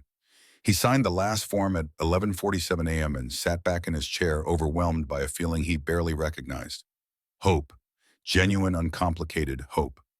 His phone buzzed with a text from Victoria Ashford. "Charlotte is being discharged today. She wants to meet Emma. Would this afternoon work?" Michael stared at the message, his emotions complicated in ways he could not fully articulate. 3 days ago, Victoria Ashford had been the woman who called him invisible. 2 days ago, she had been the mother sobbing in a hospital lobby. Yesterday, she had been the CEO offering him a second chance at life. Now she was, what? A colleague, an ally. Something else entirely. He did not know. He was not sure she knew either. "Emma gets out of school at 3. We could come to the hospital around 4. The response came immediately. "Perfect. Charlotte is in room 412. "Thank you, Michael." St. Vincent's Hospital looked different in the afternoon light, less intimidating, more ordinary. Just another building in a city full of buildings. Michael navigated the familiar corridors with Emma's hand in his, following signs toward the pediatric wing, past examination rooms, in waiting areas, in the donation center, where he had given 2 units of blood 4 days ago. Room 412 was at the end of a long hallway, its door slightly ajar. Michael knocked twice and heard Victoria's voice from inside. "Come in." The room was standard hospital issue, white walls, adjustable bed, a window overlooking the hospital courtyard, but someone had tried to make it welcoming. Balloons clustered in one corner, their ribbons trailing toward the floor. A stuffed bear the size of a small child sat propped against the wall. Cards and flowers covered every available surface, evidence of an outpouring of concern that Michael supposed came with being the daughter of a billionaire. Charlotte Ashford sat propped up in the bed, her blonde hair tangled, her face still pale, but infinitely healthier than the gray mask Michael remembered from the corridor. She was small for 7, fine-boned and delicate, with eyes so blue they seemed to glow in the afternoon light. Bandages wrapped around her midsection, visible beneath the hospital gown, but she was smiling a tentative, uncertain smile that grew stronger when she saw Michael in the doorway. "You came." Her voice was stronger than Michael expected. "Mommy said you might come."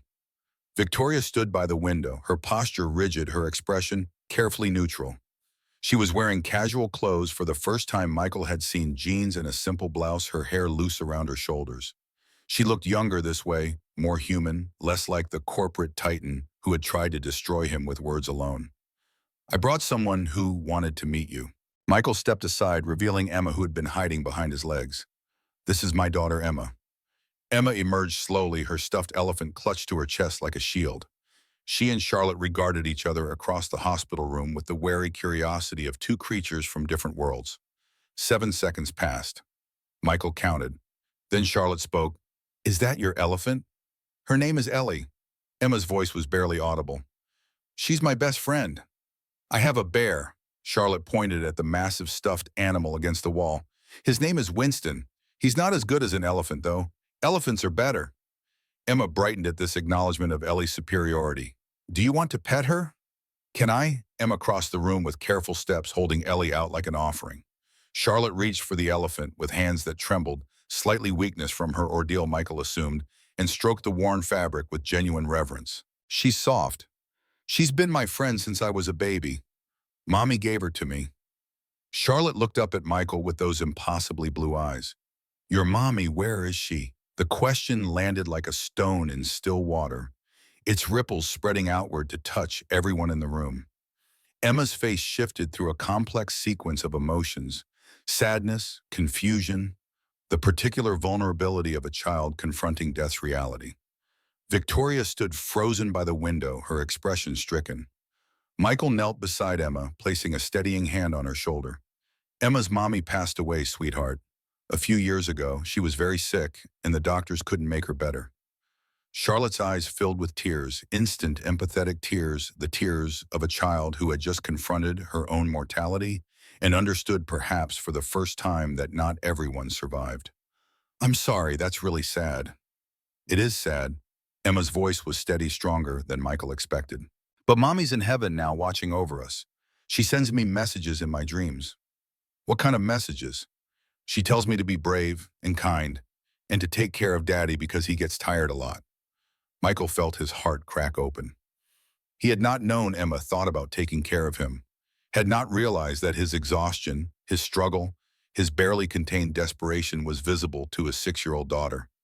The guilt that followed this realization was immediate and overwhelming. But then Charlotte reached out and took Emma's hand. "I'll help you take care of him. Since your mommy can't be here, I'll help." Emma stared at the hand holding hers, then looked up at Charlotte with an expression of dawning wonder. "Really? Really, we can be a team, like superheroes." "I've always wanted to be a superhero." "Me too." Charlotte's smile was radiant now, all the fear and pain of the past days temporarily forgotten. "And your daddy saved my life, which means he's already a superhero. So we have to be superheroes too, to be worthy of him." Victoria made a sound from her position by the window, something between a laugh and a sob. Michael glanced at her and saw tears streaming down her face, her carefully maintained composure finally crumbling. Emma, apparently deciding that Victoria's distress required attention, walked over to her and tugged on her sleeve. "Are you okay, Mrs. Ashford?" Victoria looked down at the small girl with the stuffed elephant, the daughter of the man she had wronged, and for a moment seemed unable to speak. Then she knelt down, bringing herself to Emma's level, and spoke in a voice raw with emotion. "I'm okay, sweetheart. I'm very grateful. To your daddy, and to you. To me, I didn't do anything. You came here, you brought Ellie to meet Charlotte. You were kind to my daughter when you didn't have to be." Victoria's voice cracked. "After what I said to your daddy, You had every reason to hate me, but you came anyway. Emma considered this with the seriousness she brought to all important matters. Daddy said you were sorry. Mommy said when people are sorry, you should give them a chance. So I'm giving you a chance. She paused. Are you going to be nicer now? The question was so direct, so intimate, and so utterly without malice that Michael almost laughed. But Victoria's face had gone pale, the impact of a child's simple question hitting harder than any accusation from an adult could have. Yes, Victoria's voice was a whisper. I'm going to try very hard to be nicer to everyone. Good. Emma nodded firmly as though the matter was settled. Charlotte seems nice. It would be sad if her mommy wasn't nice too. With that declaration, Emma turned and walked back to Charlotte's bed, apparently considering the conversation complete.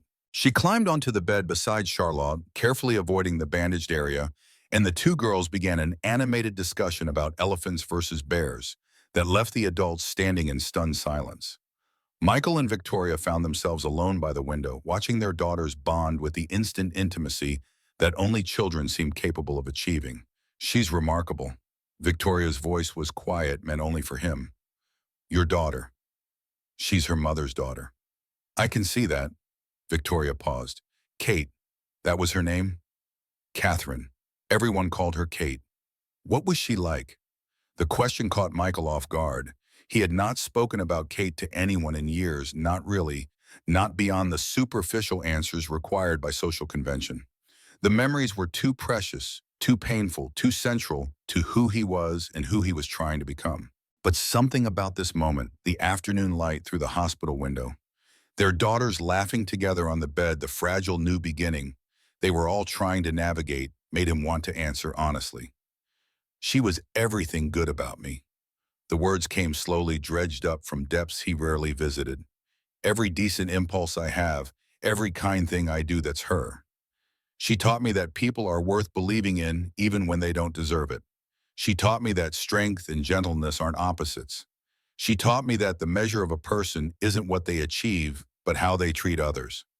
He paused, watching Emma demonstrate something to Charlotte involving Ellie's trunk. She would have liked you, eventually, after giving you a very hard time first. Victoria's laugh was watery, threaded with tears.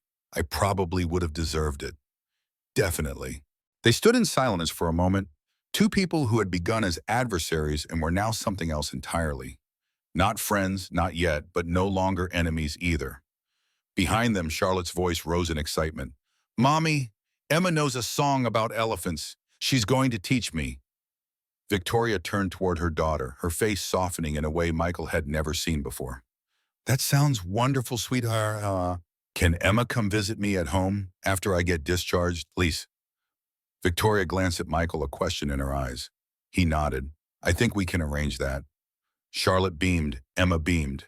And somewhere in the hospital room, in the space between two little girls who had just decided to become friends, something new began to grow. The program launched quietly in early November, 3 months after the blood donation. No grand ceremony, only just Michael, Victoria, and the HR team working through the night to ensure every employee received their new benefits package by Monday morning. The real celebration would come later when the results spoke for themselves. The weeks that followed were a blur of meetings, planning sessions, and late-night phone calls. Michael threw himself into the work with the same intensity he had once applied to satellite guidance systems, analyzing employee data, interviewing workers at every level of the company, designing programs that addressed real needs rather than theoretical ones. The challenges were endless. Budget constraints that required creative solutions. Skeptical managers who saw the initiative as a waste of resources. Legal complications that demanded careful navigation. But Michael had spent 3 years pushing a cleaning cart through a building full of obstacles, and he had learned that persistence could accomplish what brilliance alone could not. Victoria, to her credit, kept her promises. She approved every budget request Michael submitted. She overruled managers who resisted the changes. She showed up at employee meetings and listened, really listened to the concerns of workers who had never expected the CEO to acknowledge their existence. She was changing. Michael could see it in the small things, the way she greeted the janitorial staff by name, The way she paused to hold doors for people who would never have expected such courtesy from her. The way she caught herself mid-sentence when her old habits threatened to resurface and deliberately chose a different tone. It was not a complete transformation. She was still Victoria Ashford, driven, demanding, occasionally sharp-tongued when frustrated. But the cruelty that had defined her leadership was fading, replaced by something that looked almost like empathy. Michael watched her evolve with a mixture of hope and wariness. He wanted to believe that people could change, that the woman who had called him invisible could become someone worthy of respect. But he had learned in his years of grief and struggle that hope was a dangerous thing. It could sustain you through impossible circumstances, or it could shatter you when reality failed to match your expectations. So he kept his distance, maintained professional boundaries, focused on the work, and let everything else remain undefined. But the work itself was bringing them closer together, whether he intended it or not. Late nights reviewing proposals, early mornings discussing strategy, shared meals in her office when neither of them had time to eat elsewhere. The conversations grew longer, more personal, more revealing. He learned that Victoria's father had died 5 years ago, leaving her to run a company she had never wanted to inherit.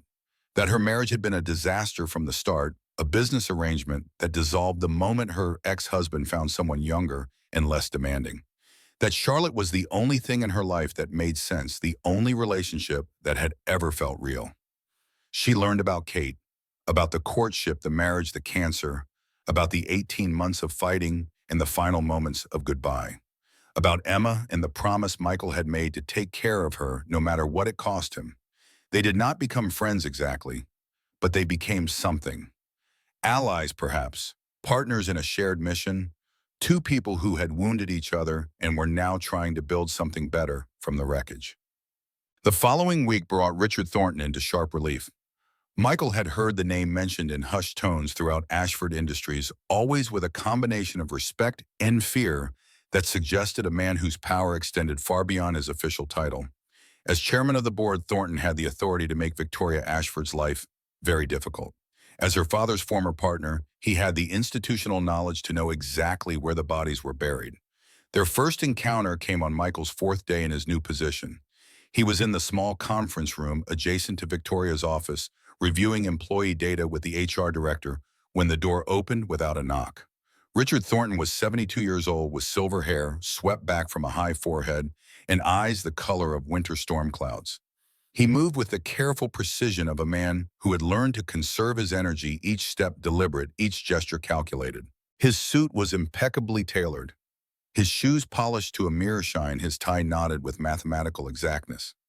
He looked at Michael the way a collector might look at an insect pinned to a board, with clinical interest and absolute certainty of his own superiority.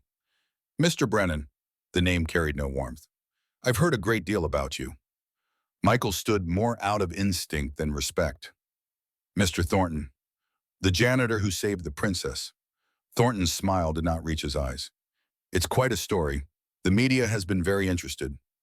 "I'm not sure what the media has to do with anything." "Everything is media now, Mr. Brennan. Every story has an angle. Every hero has a narrative." Thornton circled the conference table, slowly examining the documents spread across its surface. "Victoria's narrative is that she was wrong about you, that she judged unfairly, and you proved your worth through noble sacrifice. It's a compelling tale, very redemptive."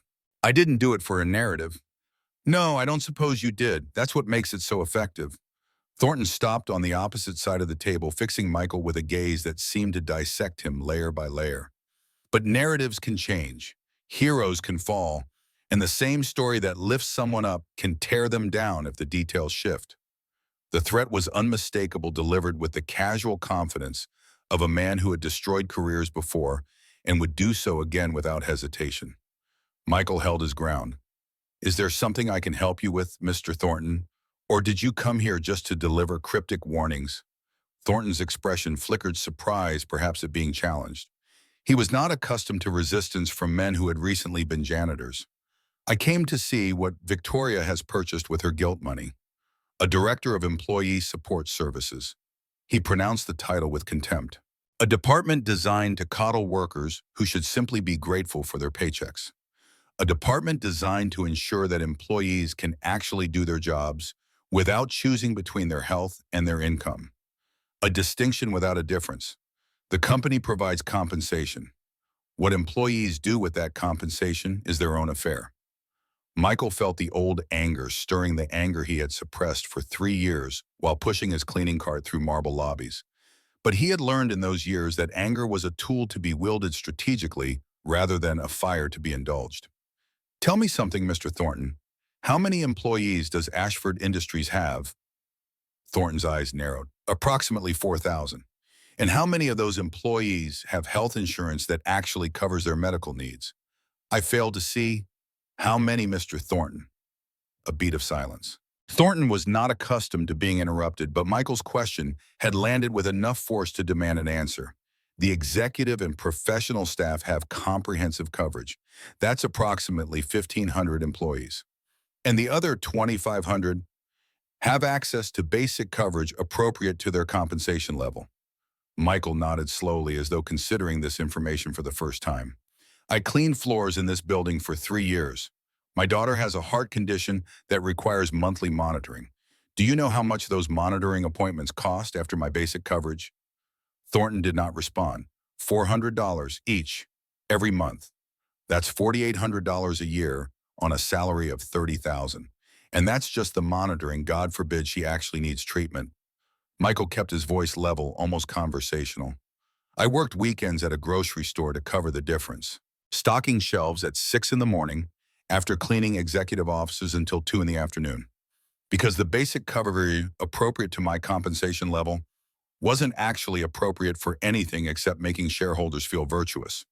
Thornton's expression had hardened into something resembling granite. Personal anecdotes do not constitute business cases, Mr. Brennan. No, they don't. But they constitute human reality. And if this company can't figure out how to align its business interests with human reality, it deserves whatever happens to it. The silence that followed stretched for several seconds. Thornton and Michael faced each other across the conference table like chess players assessing the board, each calculating moves and counter-moves that had not yet been made. Finally, Thornton spoke. You're either very brave or very foolish, Mr. Brennan. I haven't decided which. I'm neither. I'm just someone who's been invisible long enough to see what the visible people don't notice. Thornton's lips thinned into something that might have been a smile. We'll see how long that perspective serves you. Victoria's enthusiasm for redemption tends to fade when quarterly reports arrive. He moved toward the door, then paused with his hand on the frame. Welcome to corporate leadership, Mr. Brennan. I suspect you'll find it less heroic than you imagine. He left without waiting for a response. Michael stood alone in the conference room, staring at the door Thornton had closed behind him.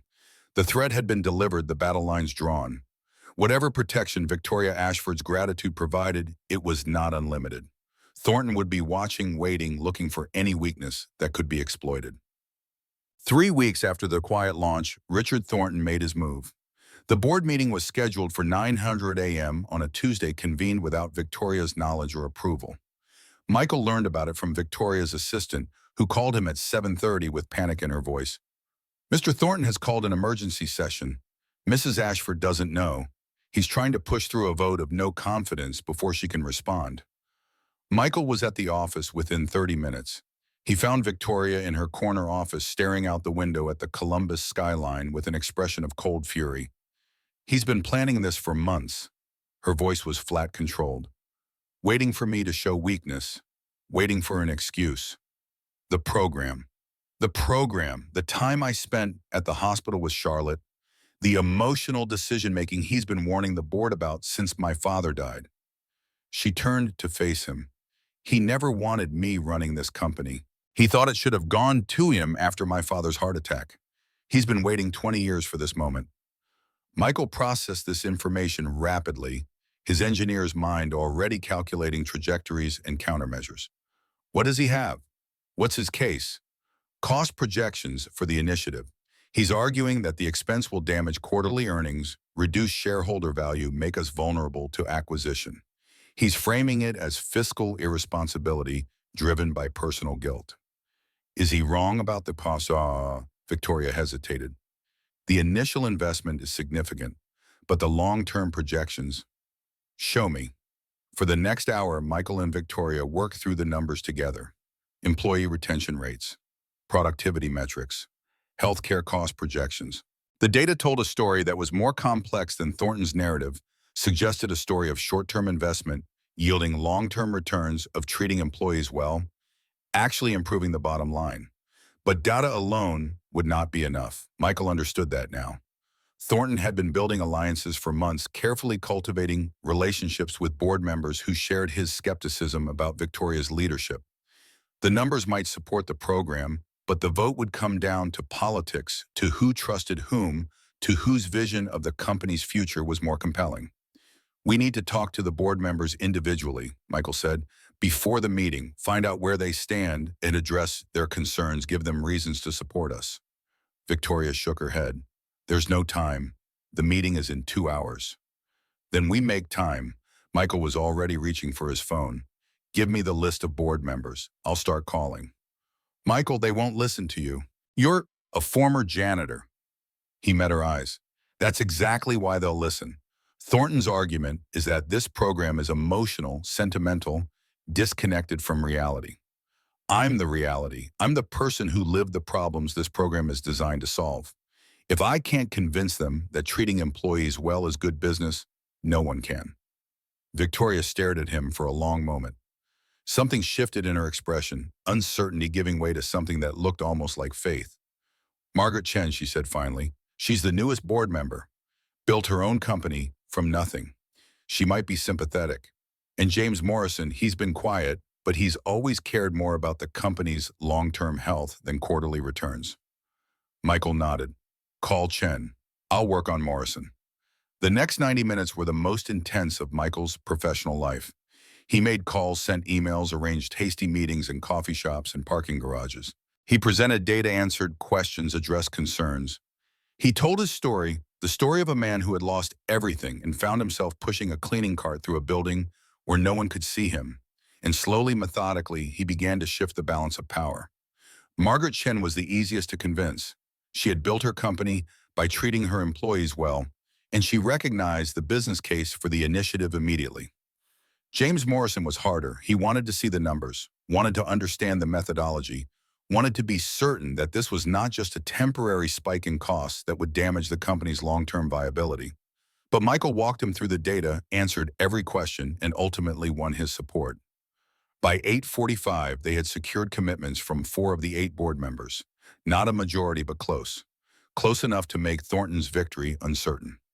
At 9:00 a.m., Victoria gathered the documents and headed for the boardroom. Michael followed, uninvited but unwilling to let her face Thornton alone. The boardroom was already full when they arrived. 8 faces arranged around the mahogany table, most of them carefully neutral, a few openly hostile. Thornton sat at the head of the table, Victoria's customary seat, his expression one of barely concealed triumph. "Victoria," he did not stand. "I wasn't expecting you. I wasn't expecting to be excluded from a meeting about my own leadership." Victoria's voice could have a frozen fire. "But here we are. This is a board matter, internal governance. You have a conflict of interest. I have a right to defend myself against whatever accusations you are preparing to make." Thornton's smile was thin and cold. "Very well, have a seat. Mr. Brennan, however, is not a board member and has no standing here. Mr. Brennan is the director of the program you're attempting to kill. His perspective is relevant. His perspective is that of a former janitor elevated beyond his competence by your misplaced gratitude. The board does not require his input."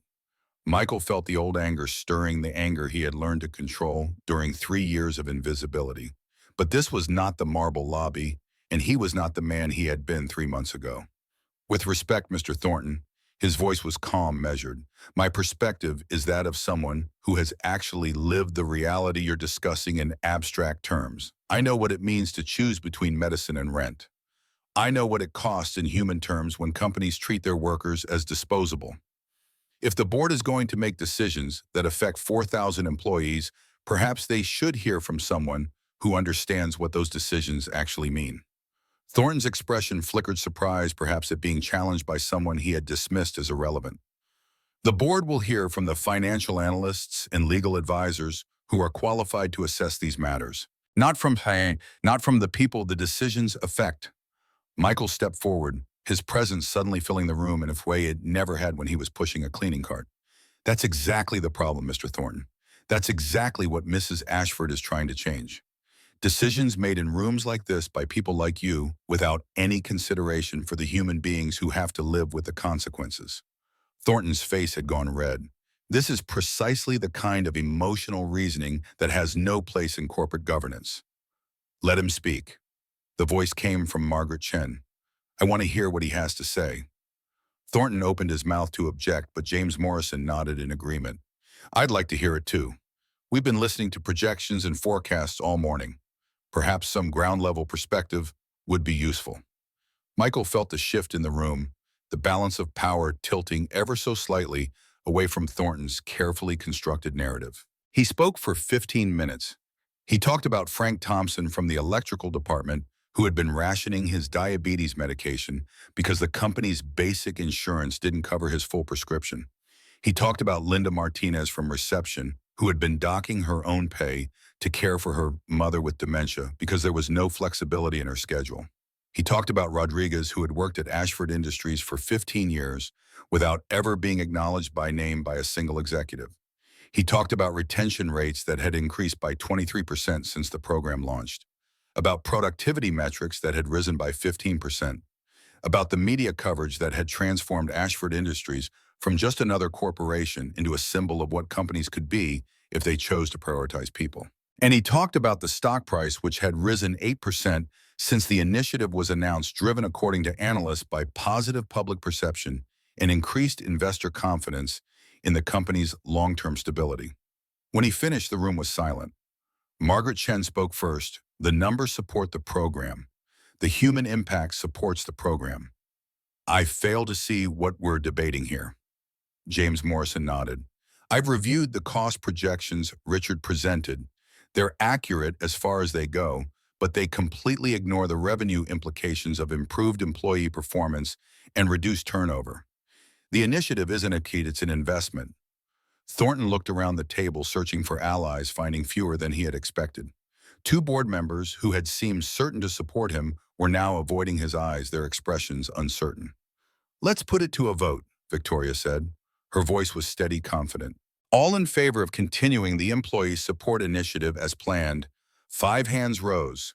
Margaret Chen, James Morrison, 2 others who had been persuaded by Michael's morning calls, and Victoria herself. All opposed. Thornton's hand rose. Alone. The 2 remaining board members abstained, their faces carefully neutral. The motion passes.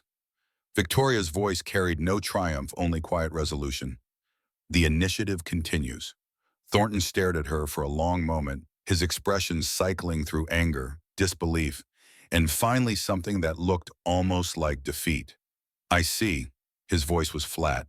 The board has made its position clear. He stood, gathered his papers, and walked to the door, paused with his hand on the frame. You're making a mistake, Victoria. Both of you. This company wasn't built on sentiment, and it won't survive on it. He left without waiting for a response. Victoria looked around the table at the remaining board members. Does anyone else have concerns they'd like to raise? Silence. Then I believe we're adjourned. Thornton submitted his resignation the following day. The official statement cited personal reasons and a desire to pursue other opportunities. Everyone in the industry knew the truth, but no one said it aloud. Richard Thornton had gambled on Victoria Ashford's weakness and lost. His 20-year campaign to control the company her father had built was over.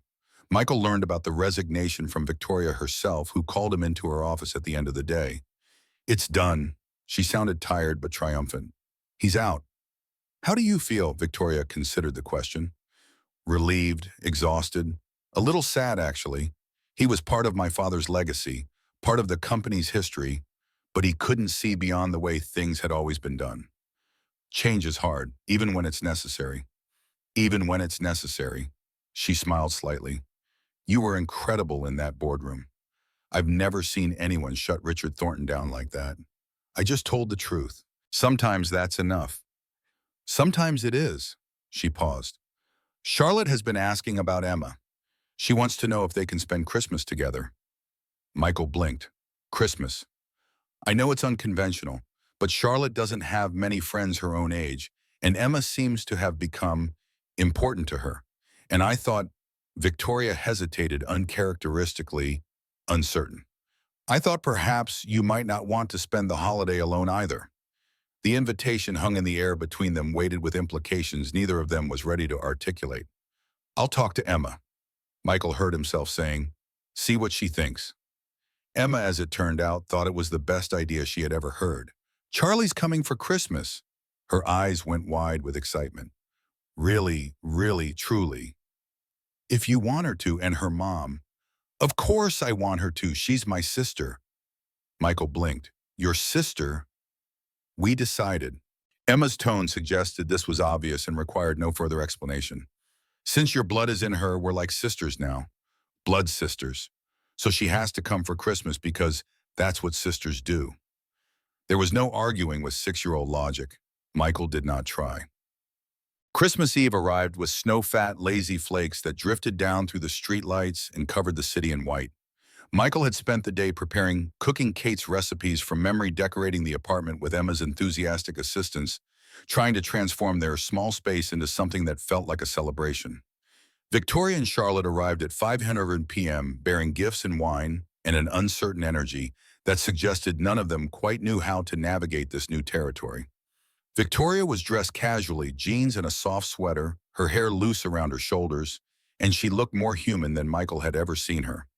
Charlotte ran to Emma immediately, the two girls colliding in a hug that nearly sent them both tumbling to the floor. Within minutes, they had disappeared into Emma's room, their laughter echoing through the small apartment. Victoria stood in the doorway of the living room, taking in the modest space with an expression Michael could not read. It's small. He heard the defensiveness in his own voice and hated it. It's warm. Victoria's response was immediate and genuine. It feels like a home, like people actually live here and love each other. She paused. My house has 14 rooms, and most of them feel like museums. They ate dinner together, Emma's slightly burned contributions and all, and exchanged gifts and told stories and laughed at things that were not particularly funny, but felt hilarious in the moment. The girls performed an improvised play involving Ellie the elephant and Winston the bear, complete with dramatic death scenes and miraculous resurrections. Michael caught Victoria wiping tears from her eyes more than once, though whether from laughter or something deeper he could not tell. Later, after the girls had fallen asleep in a heap of blankets and stuffed animals, Michael and Victoria sat in the kitchen drinking wine and talking about nothing in particular. Thank you for this. Victoria's voice was quiet. I can't remember the last Christmas that felt like Christmas. Since my father died, it's just been obligation, going through the motions because that's what people do. Kate loved Christmas. Michael stared into his wine glass. She started decorating in October, drove me crazy with Christmas music before Thanksgiving. But she made it magical, for Emma, for me. She made everything magical. You miss her. Every day, every single day. Does it get easier? Michael considered the question. Not easier exactly. Different. The sharp edges wear down eventually. The constant awareness fades into something you can carry without it crushing you. But the missing doesn't stop. I don't think it ever stops. Victoria was quiet for a long moment. I've never loved anyone the way you loved her. Not really. My marriage to Charlotte's father was practical, strategic. We were compatible on paper, but strangers in reality. When he left, I was relieved more than heartbroken. And Charlotte is different. Victoria's voice softened. Charlotte, I love with everything I have, but I've been so busy proving myself, building the company, fighting battles that didn't need fighting.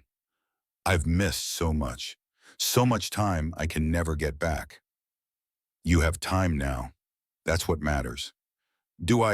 Sometimes I feel like I'm starting so far behind that I'll never catch up.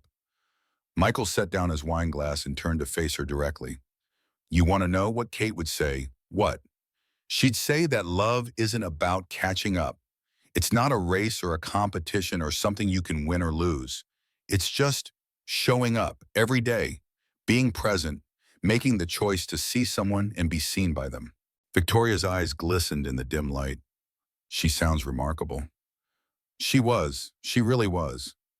They sat in silence for a moment, two people who had traveled very different roads to arrive at the same place, bruised and broken and tentatively hopeful. Michael, Victoria's voice was barely above a whisper. I need you to know something. What? When I stood in that lobby 3 months ago and said those things to you, I wasn't just being cruel, I was scared. Scared of everything I'd built falling apart.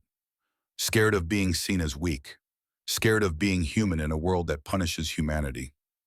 She met his eyes. You showed me that being human isn't weakness. That seeing people really seeing them is the only thing that matters. I don't know how to thank you for that. I don't know if there are words big enough. Michael reached out and took her hand. It was the first time he had touched her deliberately, intentionally, with something other than professional courtesy. You don't have to thank me. Just keep trying, keep being better. That's enough. Victoria's fingers tightened around his. Is it really enough? It has to be. It's all any of us have. They sat together in the quiet kitchen, their daughter sleeping in the next room, the snow falling softly outside, and something new, something fragile and uncertain and full of possibility taking root in the space between them. The Brennan Ashford Single Parent Initiative celebrated its first anniversary on a Monday morning in November, exactly 1 year after the program had quietly launched. The lobby of Ashford Industries was packed with employees from every department, engineers and accountants, and security guards and cafeteria workers, their faces turned toward a small stage near the elevator banks. But this celebration was different from anything Michael had imagined. He stood at the back of the crowd, watching as one by one employees walked to the microphone to share their stories. Not executives, not managers, the people the program had been designed to help. Frank Thompson went first. His hands were shaking as he gripped the microphone, but his voice was steady. A year ago, I was rationing my insulin, he said, cutting pills and half-skipping doses, hoping I could make it to the next paycheck without ending up in the hospital. I'd been doing it for 3 years. My supervisor didn't know. My coworkers didn't know. I was too ashamed to tell anyone. He paused, gathering himself. Then the new insurance kicked in. Full coverage. No co-pays for maintenance medications. I remember standing in the pharmacy holding a full bottle of insulin for the first time in years and just crying. Right there in the sieve, the pharmacist thought something was wrong. Scattered laughter from the crowd mixed with tears. Something was wrong. For a long time, something was very wrong. But not anymore. Frank looked out at the crowd. My son is graduating high school in the spring. First person in our family to go to college. I'm going to be there to see it. Because of this program. Because someone finally noticed that people like me were struggling. He stepped back from the microphone. The applause was thunderous. Linda Martinez went next. Then Rodriguez. Then a woman from accounting whose name Michael didn't know, but whose story, single mother, sick child, impossible choices, was achingly familiar. One by one they shared their stories, their struggles, their gratitude, their hope. And Michael realized, watching them, that this was what the program had really been about. Not the numbers or the metrics or the business case he had made to the board. Those things mattered, but they were not the point. The point was this: human beings standing in front of other human beings saying I was invisible. Now I am seen. After the last speaker finished, Victoria walked to the microphone. She looked different than she had a year ago. Softer, somehow more human. The armor she had worn like a second skin had not disappeared entirely, but it had thinned, worn down by a year of choosing vulnerability over protection. I'm not going to give a speech, she said. You've heard enough speeches from me over the years, and most of them weren't worth listening to. Surprised laughter from the crowd. What I want to say is simple.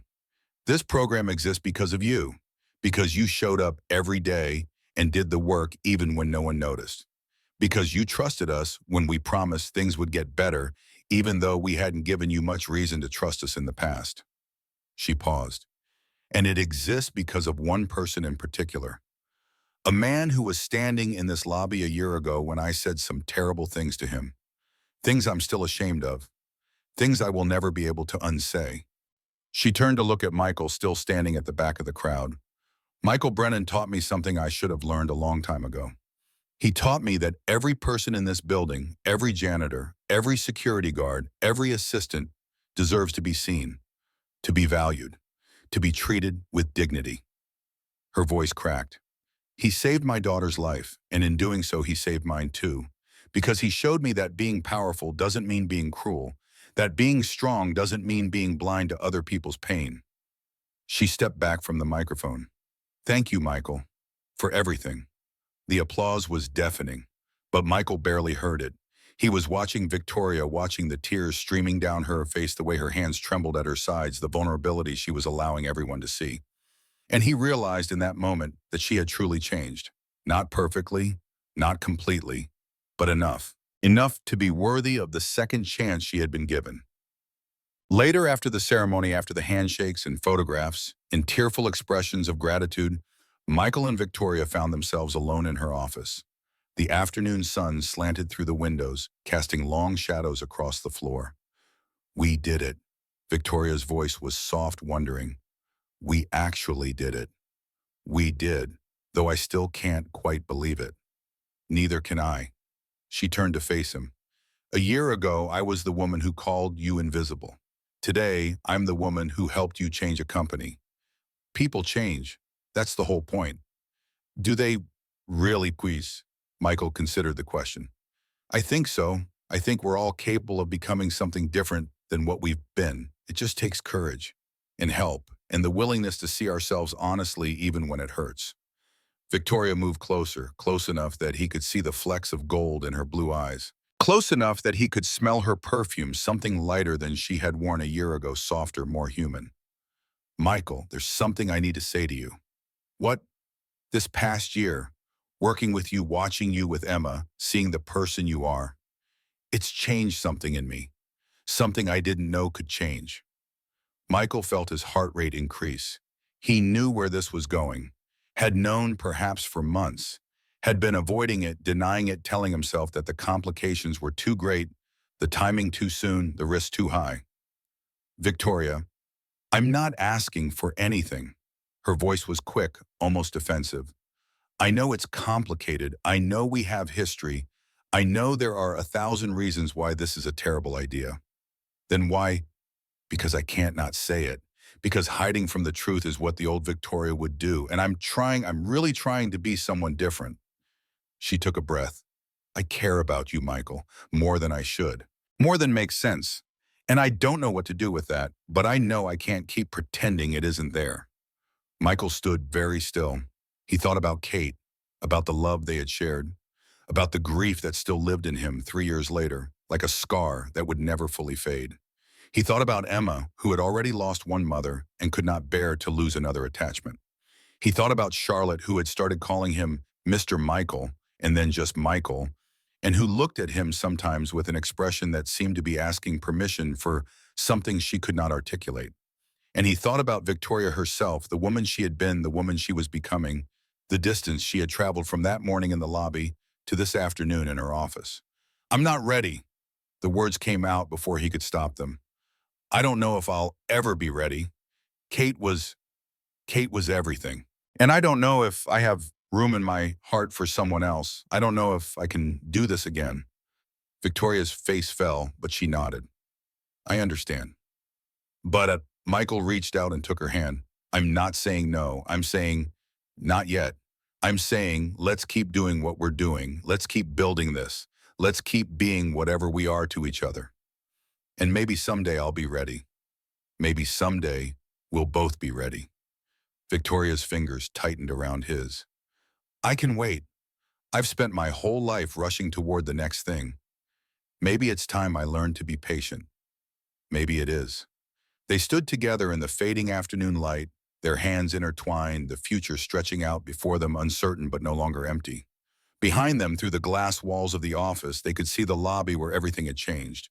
The marble floors, the chandeliers, the space where a janitor had been called invisible and had responded by saving a life. Michael thought about that morning a year ago. The humiliation, the rage, the desperate desire to disappear.